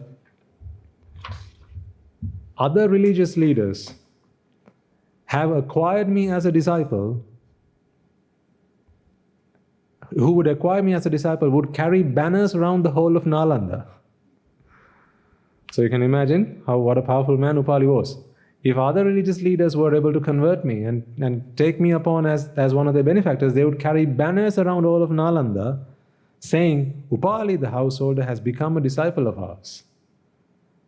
However, on the contrary, the Blessed One admonishes me first to make a thorough investigation. For the second time, Venerable Sir, I take refuge in the Buddha, the Sangha, and the order. And then the Buddha continues, Upali, like we would in our word, Upali, for a long time now, householder, your family has been like a fountain to the naked ascetics. Hence, you must bear in mind that alms should be given to those who come. See, what is the Buddha saying? You know, up until this point, those people have relied on your generosity, on your alms. So from now on, what must you do? Continue. Not stop, continue. To which you can imagine what Upali's words would be. Such words, Venerable Sir. You know, he would have, in today's idioms, he would have said, that is like music to my ears, Venerable Sir. What he says is, such words, Venerable Sir, make me still more satisfied and delighted with the Blessed One. I have heard, Venerable Sir, that the Samana Gautama speaks thus. To me alone should alms be given, not to others. To my disciples alone should alms be given, not to the disciples of others. Alms given to me alone is productive of much fruit, not so the alms given to others. Alms given to my disciples alone is productive of much fruit, not so the alms given to the disciples of others. But on the contrary, see, this is what Upali has heard up until now. He has heard up until now that what the Samana Gautama says is, don't give anybody else, give everything to me. Don't give anybody else, give it all to me. But what he's realizing now is the complete opposite. The complete opposite. But on the contrary, the Blessed One advises me to bestow alms on the naked ascetics also. Venerable Sir, we shall know when that is suitable. For the third time, Venerable Sir, I take refuge in the Buddha, the Dhamma, and the order. May the Blessed One receive me as a follower, as one who has taken refuge from this very day to life's end. So that is the conversation that happened between the two of them. And then there's a little bit more detail, which I'm going to skip for now. And so it goes on and on and on and on. And then what happens is he goes back. So now Upali is a convert. Okay? He came in an ascetic, or he came in a follower of Nigantanatha Putta, and is going back a disciple of the Buddha. So he goes back home. Yes, he goes back home.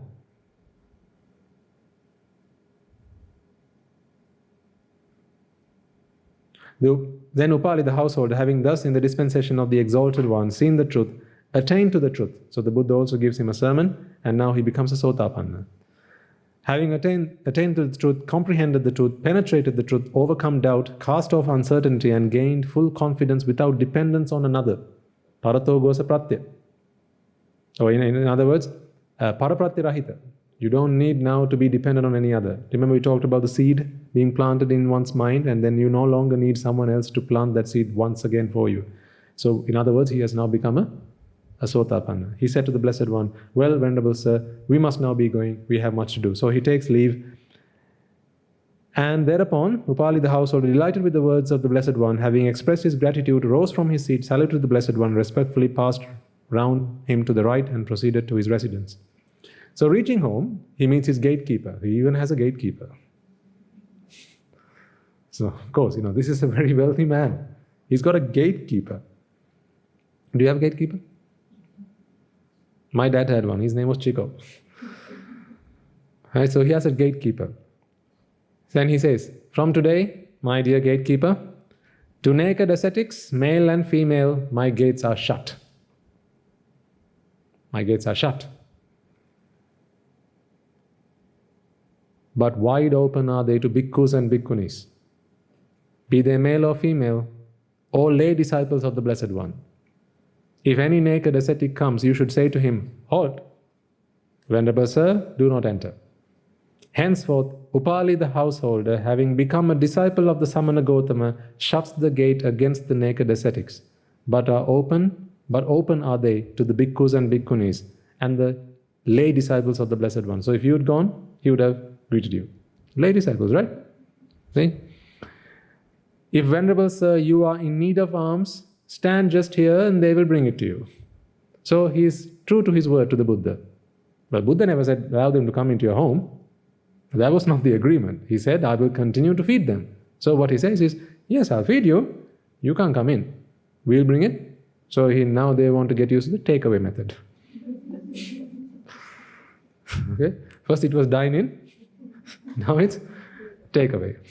See, takeaway was invented long time ago. You thought it was a recent invention. 2,500 years ago, they invented takeaway.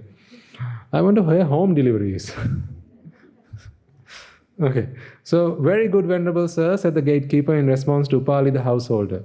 Now, so time passed by, and then Digatapasi the naked ascetic heard that Upali the householder had become a disciple of the Gotama, of the Samana Gotama. So he went to Nigantanatha Putta and said, I am given to understand, Venerable Sir, that Upali has become a disciple of the Samana Gotama. See, I told you not to send him.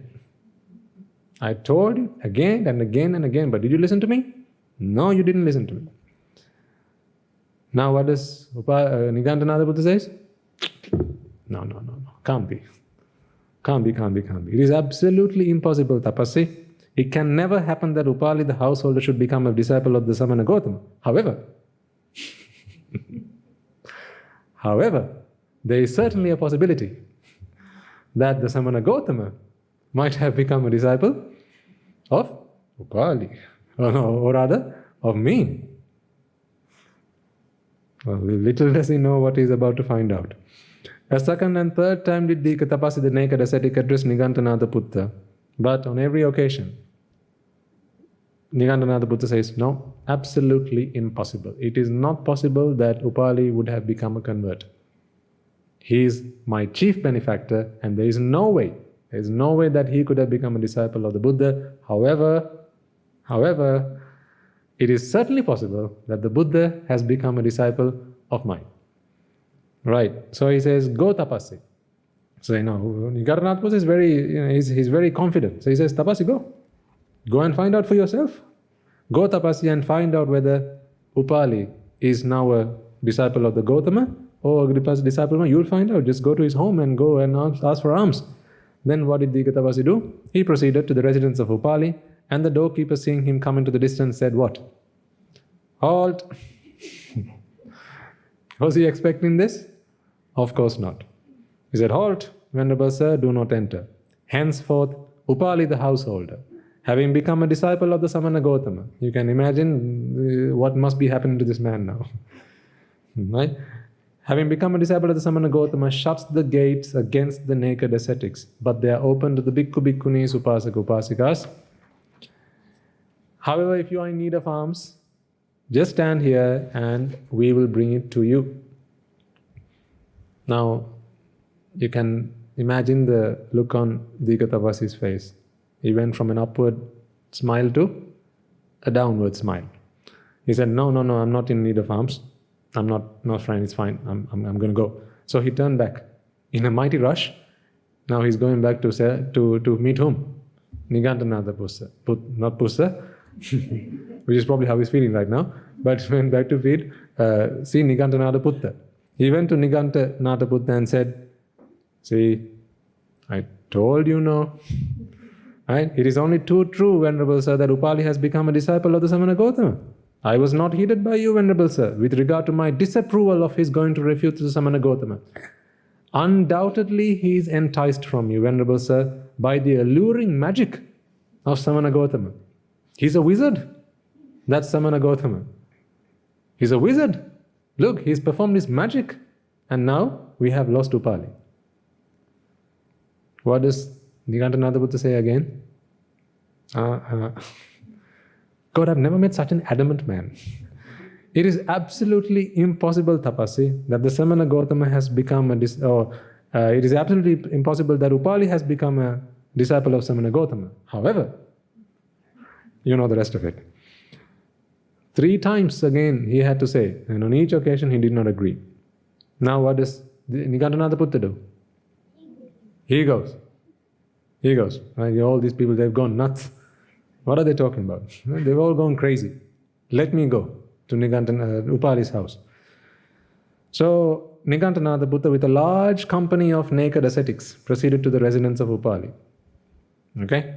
Seeing him coming in the distance, the doorkeeper said, what? Halt. Venerable Sir, do not enter. If you are in need of alms, you may stand here and we will bring it to you. From here forth it is take away. No dining. Then Nigantanatha Buddha says, well then, my good gatekeeper, go and inform Upali. You don't know who you're talking to. Right? Go and inform Upali that Venerable Nigantanatha Buddha is here. Not any old Nigantanatha Buddha. That Venerable Nigantanatha Buddha is here. Oh, no. That the Venerable Sir Nigantanatha Buddha is here. The son of Natha, with a large company of naked ascetics, is standing in the porch outside the gates and wishes to see him. So he's summoning Upali. Very good, replied the gatekeeper, and going to Upali the householder, he informed him to that effect. In that case, my good gatekeeper, prepare seats in the central vestibule. So you see, of course, now Upali has become a disciple of the Buddha. Right? He's not steadfast to his ways. He's a compassionate person now. So he says, fine, then let's open, let them come in. Prepare seats, let them come and sit.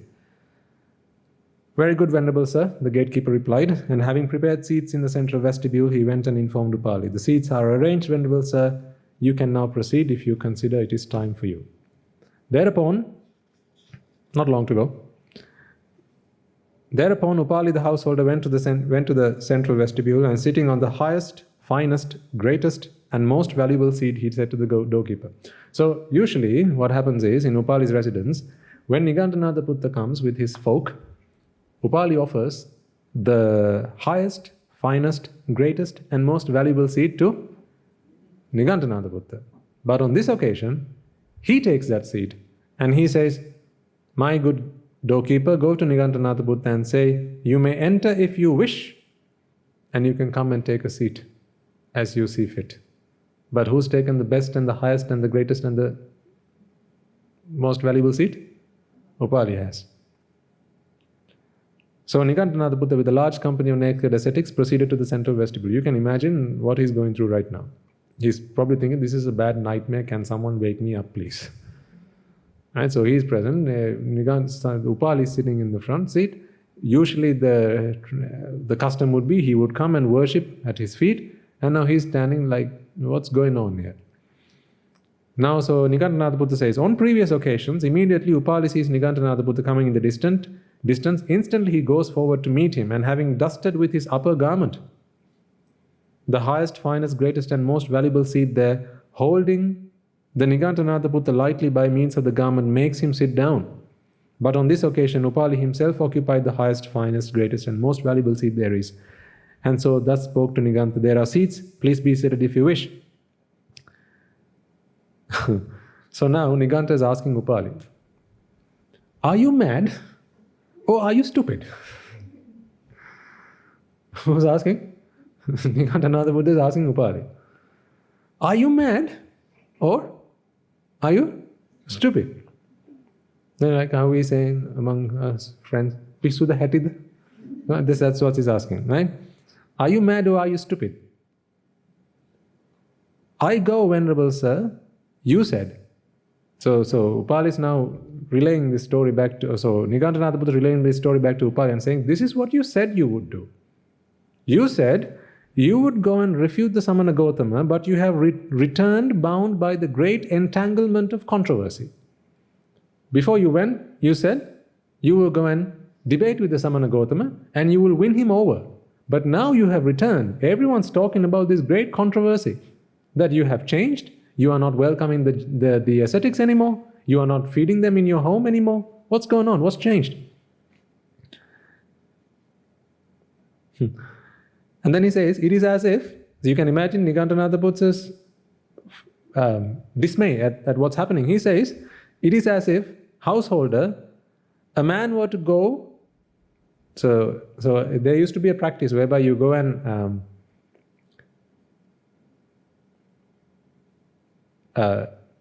you'll have heard of the word castration. So it's where you remove the reproductive organs of an animal, right? This happens in this day and age. So it used to happen back in those days also. So Nigantanatha Buddha says, it's as if you've gone to castrate someone and you've come back castrated. Right? So this is the simile that he's saying. What's happened to you? Are you stupid or are you mad? Or it's as if a person who throws a casting net for fish were to go and return with the mesh destroyed and entangled in his own net. Just so, householder, you went saying that you would refute the Samana Gautama, but you have returned bound by this great entanglement of controversy. You are caught in the alluring juggling of the Samana Gautama. This wizardry. You've been caught in that. And then Upali replies, oh, excellent, Venerable Sir, is this enticing juggling. He says, this wizardry is magnificent. You must have a taste of this. Beautiful, Venerable Sir, is this enticing magic. If, Venerable Sir, my beloved kinsman. So what happens is Nigantanatha Buddha is now accusing Upali that you have been entangled in this magic, this wizardry, and that is why this has happened to you. So basically he's saying you've been brainwashed.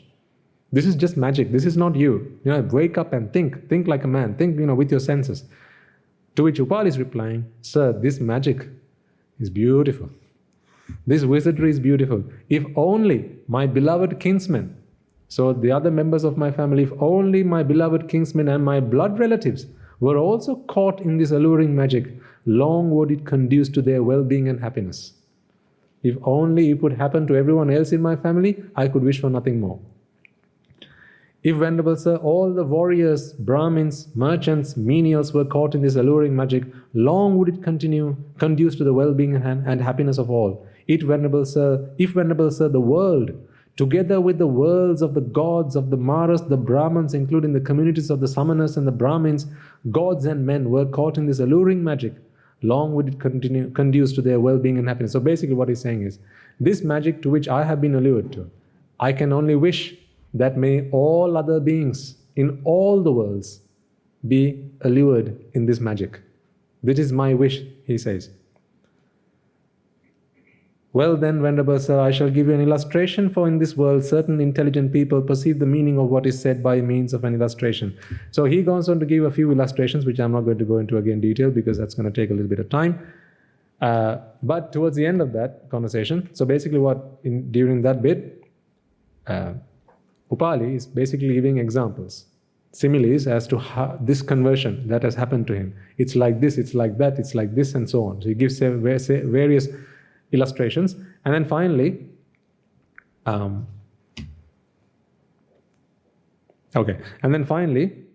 the Nigantanatha Buddha asks this question. Okay, I've listened to everything you've had to say now. Upali. The people, householders, together with the king, know that you, Upali, the householder, are a disciple of Nigantanath Buddha. That's how everybody knows you. But from listening to what you have to say, I feel that all that has changed. So, henceforth, whose disciple shall we regard you, householder? So this is the last question that Nigantanatha Buddha asks Upali. And thereupon, Upali rose from his seat, covered one shoulder with his upper garment, and raising joined hands in reverence in the direction of the Blessed One. So he turns towards the mango grove. So can you imagine this? Just visualize this, right? There's all these ascetics standing in front of him, all wondering what the hell's going on. Right? He stands from the best seat that was in the house. He stands up, puts his hands together, turns in the direction of the Blessed One, and said to Nigantanatha Buddha, "Well then, Venerable Sir, you have asked me the question, whose disciple am I? Let me tell you. Let me tell you. Venerable Sir, hear whose disciple I am." That's when he starts to go on and gives 100 names, each one different to the one before. 100 names for the Buddha. One after the other, one after the other, one after the other. Every 10 names he gives, he says, that is whose disciple I am. So there are 10 stanzas in this, of which the first, is it on screen? I'm going to put on screen for you now. So these stanzas, these are the stanzas we've been reciting during the Sinhala sermons. And it really, you know, if you understand the grandeur of this occasion and also the prowess of the Buddha and what a blessing it is to be a disciple of his, as you say this out loud, it really sends a shiver down your spine. So here's the first of the 10 stanzas. You're welcome to go and look at the others. Perhaps one day we can go through them one by one, just depends on what feedback we get. But I'll just conclude the story before we... And I will go to that towards right before we end. Can you all see that on screen now? Yeah? So up in bold black letters is the Pali stanza. So that's Dhirassa Vigata Mohassa. So in English, that would the meanings I have printed just below that. So of whom who is wise, free from ignorance. Because if you didn't understand, at least, you know, if Pali or Sinhala does not run in your blood, then these words will not mean a lot. That is not, you know, to belittle anybody. That's just the way it is. Because there's a large population of listeners who listen online, and to them Sinhala or Pali is, neither of them is a native language. It is for them, I hope the English translations will be of some use. Pabinna Kilassa Vijita Vijayasa. So who has destroyed obstinacy and who is the victor over conquerors. Anighassa, one who is free from suffering. Susama Chittassa, possesses a perfectly impartial mind. Buddha Silassa, has developed conduct. Sadhu Panyasa, possesses excellent wisdom. Vesantarasa, has passed beyond insecurities. Vimalassa, is without stain. Bhagavato Tassa, Savako Hamasmi. So Savaka is a disciple. Savako Hamasmi, I am a disciple. Of whose? Of the Bhagavata, the Blessed One. So you see, there are Dhirasa, that's 1, Vigata Mohasa, that's 2, Pabinna Kilasa 3, Vijita Vijayasa 4, Anigasa 5, Susamachittasa 6, Buddha Silasa 7, Sadhu Panyasa 8, Vesantarasa 9, Vimalasa 10. Similarly, there are 10 more or 9 more stanzas in the sutra, each different to the previous one. Each of these are names that you can use to refer to the Buddha. So if someone asks you whose disciple you are, you could say, I am the disciple of the Dhirasa. So you say, Namo Tassa Bhagavato Arahato Samma Sambuddhassa. See, this prefix or suffix assa in Pali means of. You're Anatha Pindikassa Arama. That is Anathapindika's monastery. So, Dhirasa, of the Dhira, I am a disciple. Vigata Mohasa, of he who is Vigata Moha, that is free from ignorance. Asa, he is. Of him, I am a disciple.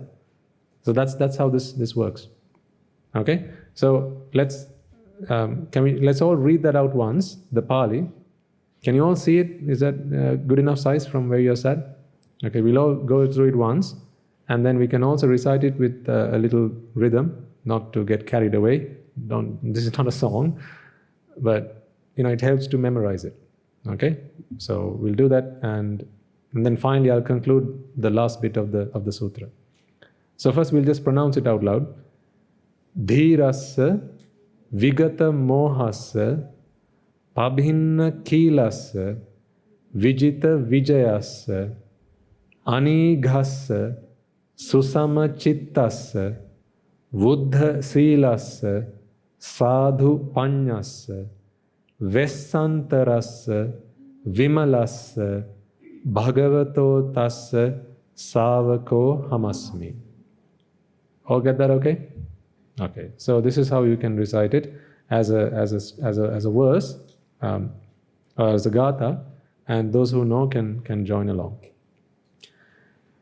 Dhirassa vigata mohassa abhinna khilassa vijita vijayassa anighassa susamachittassa buddha silassa sadhu panyassa vesantarassa vimalassa bhagavato tassa savako hamasmi. One more time. Dhirassa vigata mohassa pabhinna khilassa vijita vijayassa anighassa susamachittassa buddha silassa sadhu panyassa vesantarassa vimalassa bhagavato tassa savako hamasmi.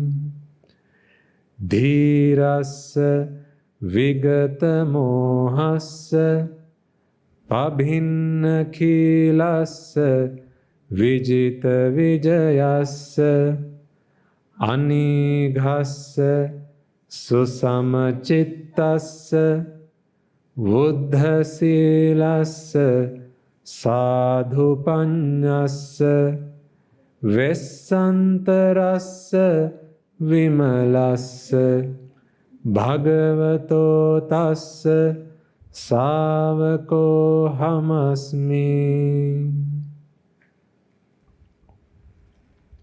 Okay?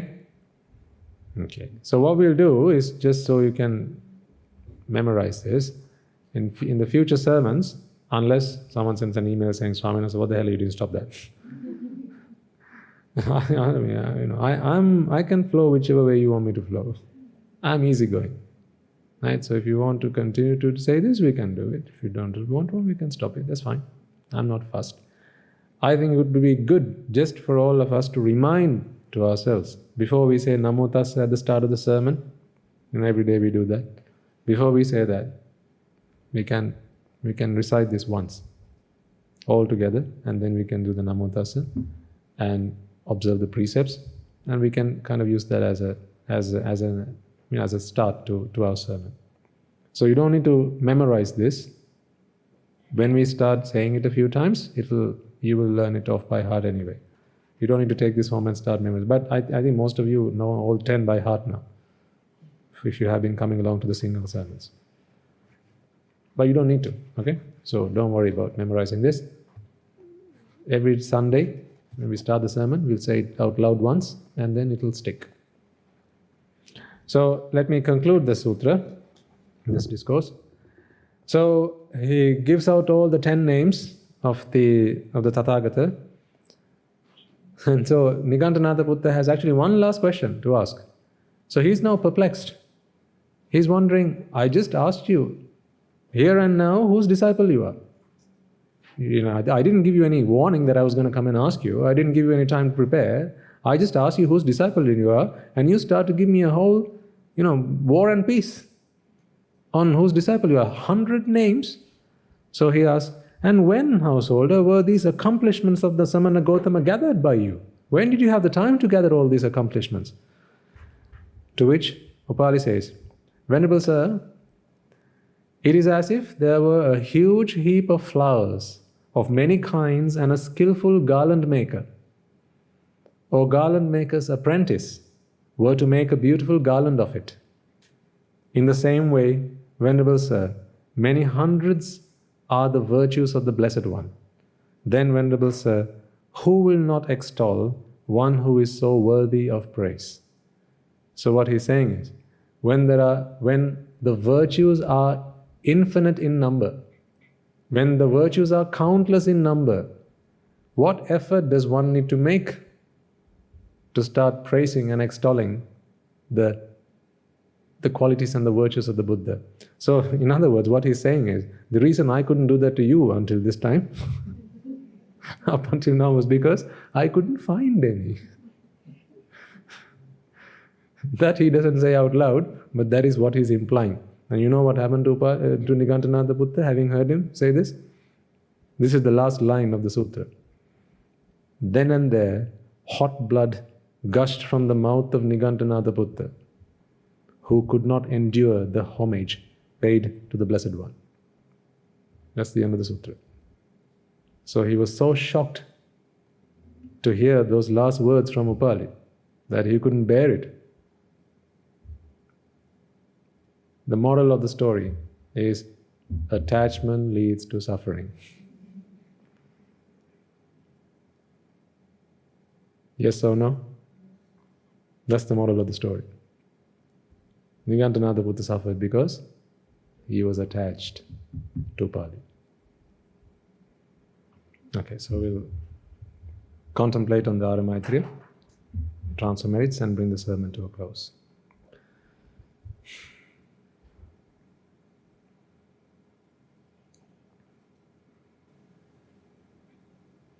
May I and all beings in all worlds be freed from the fire of birth, freed from the fire of decay, freed from the fire of illness, freed from the fire of death, freed from the fire of sorrow, freed from the fire of lamentation,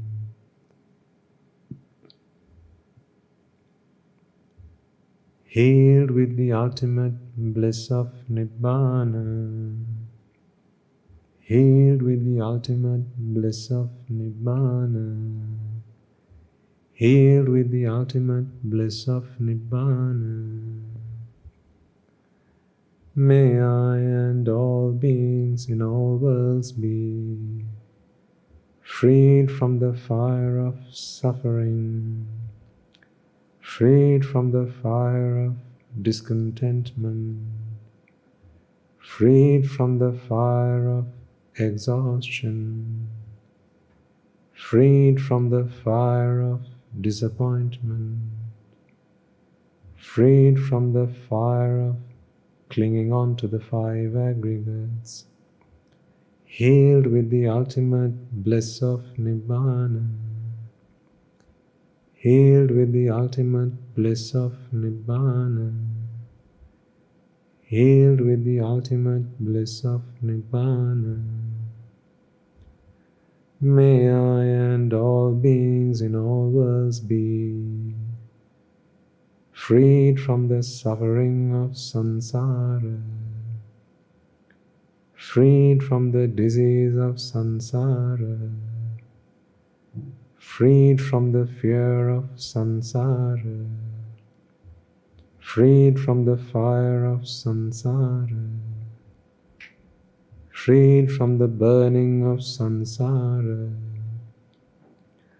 freed from the sorrow of samsara, freed from the lust of samsara, freed from the clutches of samsara, freed from the flames of samsara, healed with the ultimate bliss of Nibbana, healed with the ultimate bliss of Nibbana, healed with the ultimate bliss of Nibbana. The karma worlds are in despair. May I and all beings be freed from the karma worlds. The rupa worlds are in despair. May I and all beings be freed from the rupa worlds. The arupa worlds are in despair. May I and all beings be freed from the arupa worlds. All worlds are in despair. May I and all beings be freed from all the worlds. Nibbana is the only salvation. May I and all beings attain Nibbana. Nibbana is the only salvation. May I and all beings attain Nibbana. Nibbana is the only salvation. May I and all beings attain Nibbana.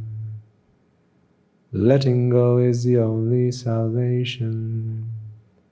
May I and all beings let go. Detachment is the only salvation. May I and all beings be detached. Being freed is the only salvation. May I and all beings be freed. Nibbana is the only salvation. May I and all beings attain Nibbana. Nibbana is the only salvation. May I and all beings attain Nibbana. Nibbana is the only salvation. May I and all beings attain Nibbana. May I and all beings in all worlds be freed from the bondage of lust, freed from the bondage of aversion, freed from the bondage of delusion, freed from the bondage of Mara, healed with the ultimate bliss of Nibbana, healed with the ultimate bliss of Nibbana, healed with the ultimate bliss of Nibbana, healed with the ultimate bliss of Nibbana, healed with the ultimate bliss of Nibbana, healed with the ultimate bliss of Nibbana,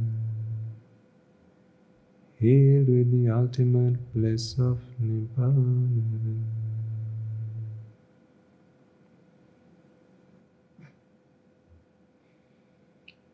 Okay. Let us transfer the merits and bring the sermon to a close.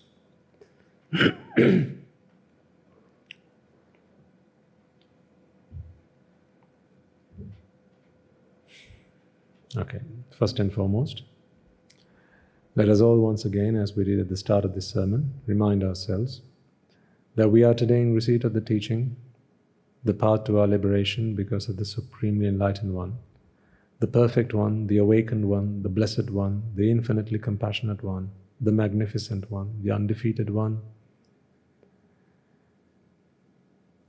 Let us take a moment to remind ourselves and be grateful towards him, as well as the Bhikkhu, Bhikkhunis, Upasaka, Upasikas, as well as all the members of the Mahasangha, including the Mahanayakas, the Anunayakas, who since time immemorial protected and preserved the teaching of the Buddha and passed it down through the generations, through the noble lineage down all the way through to us.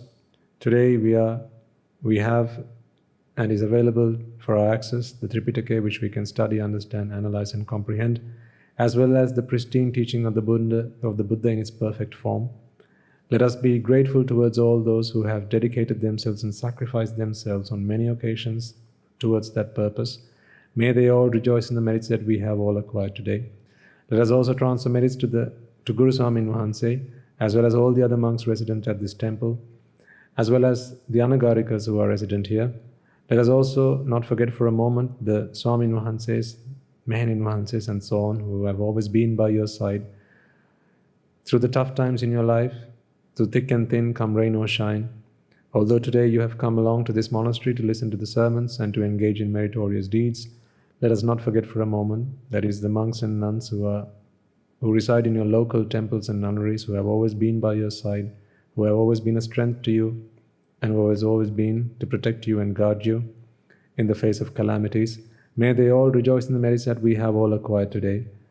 Let us also not forget those of our families who are among the living today, our parents, husbands, wives, brothers, sisters, uncles, aunts, nephews, nieces, grandparents, children, teachers, and so on and so forth.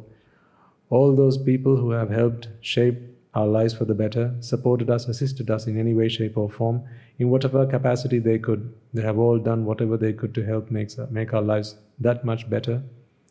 May they all rejoice in the merits that we have all acquired today. Let us also transfer merits to all those who have made this event a success. Both the monks and Anagarikas resident at this temple, who have made great efforts to decorate this podium as an offering to the Buddha, as an offering to the Dhamma and the Sangha, as well as those who have made great efforts to making your visit here a possibility, as well as your stay here as comfortable as it could be, either by inviting you, by offering you refreshments, or by ushering you to a seat, by looking after you and attending to your needs. May they all rejoice in the merits that we have all acquired today. Let us also take a moment to transfer merits to those who are involved and engaged in actively propagating the teachings of the Buddha throughout the world, both in written and non-written form, in transliterating these sermons and in making these sermons available to the masses. May they all rejoice in the merits that we have all acquired today. And may through the power of these merits, if any of them have today been born in the woeful states, may they be able to redeem themselves and be born in the blissful plane. And may through the power of these merits they abstain from the unmeritorious deeds. May they fulfill the meritorious deeds. May they fulfill the noble eightfold path. And may they all attain the supreme bliss of Nibbana. Sadhu, sadhu, sadhu. Let us also transfer merits to the Devas, Brahmas, spirits, demons, and the dead that we invited at the start of this sermon. The Devas who have since time immemorial protected and preserved the Sambuddha Shasana, including the Sakradeva as well as the other deities alongside him. May they all rejoice in the merits that we have all acquired today. Let us also transfer merits to the members of the armed forces who fought during a long and cold war in Sri Lanka, those who endured many hardships for our liberation and our freedom. May they rejoice in the merits that we have all acquired today, as well as those men, women and children who might have lost their lives in the wars, as well as those men, women and children who might have lost their lives in natural calamities such as the tsunamis, not just in our country but also in other parts of the world, reminding ourselves that each and every one of them will have at some point been a mother to us, been a father to us. With compassion from the bottom of our hearts, let us extend that compassion out to all of those beings. May they rejoice in the merits that we have all acquired today. If any of them have today been born in the woeful states, may through the power of these merits they redeem themselves and be born in the blissful plane. And may through the power of these merits they abstain from the unmeritorious deeds. May they fulfill the noble eightfold path. May they engage in the meritorious deeds further, and may they all attain the supreme bliss of Nibbana. Sadhu, sadhu, sadhu. Let us also transfer merits to those men and women who have dedicated their lives to leading our nation, to protecting our nation, and to developing our nation It is thanks to their sacrifice and thanks to their dedication towards that cause, today you and I are able to set aside a large portion of our times and our life towards our liberation. So therefore may they be able to rejoice in the merits that we have all acquired today, and may through the power of these merits they abstain from unmeritorious deeds. May they fulfill the meritorious deeds, may they fulfill the noble eightfold path, and may they all attain the supreme bliss of Nibbana. Sadhu, sadhu, sadhu. And finally, may through the power of all the merits that we have all acquired today, as well as the merits we have acquired in further transferring of merits, may we be able to witness the advent of many hundreds of thousands of Arahatan Mahanses and Arahat Mehenin Mahanses in this life itself, in this blessed land, in our very lives itself, and in the era of the Gautama Supreme Buddha itself. Sadhu, sadhu, sadhu. And finally, may you and I and everyone who's contributed to making this event a success, whose contributions have been however small or large, be that monetary or otherwise, be that in contributions either physical or otherwise, or perhaps by putting their hands together and passing on their blessings towards the success of this event, may they all, however small or large, be able to rejoice in the merits that we have all acquired today, and may they all be able to attain arahathood in this life itself and in the era of the Gautama Supreme Buddha itself. Sadhu, sadhu, sadhu. May I and all beings in all worlds be freed from the fires of desire. May I and all beings in all worlds be freed from the fires of aversion. May I and all beings in all worlds be freed from the fires of delusion.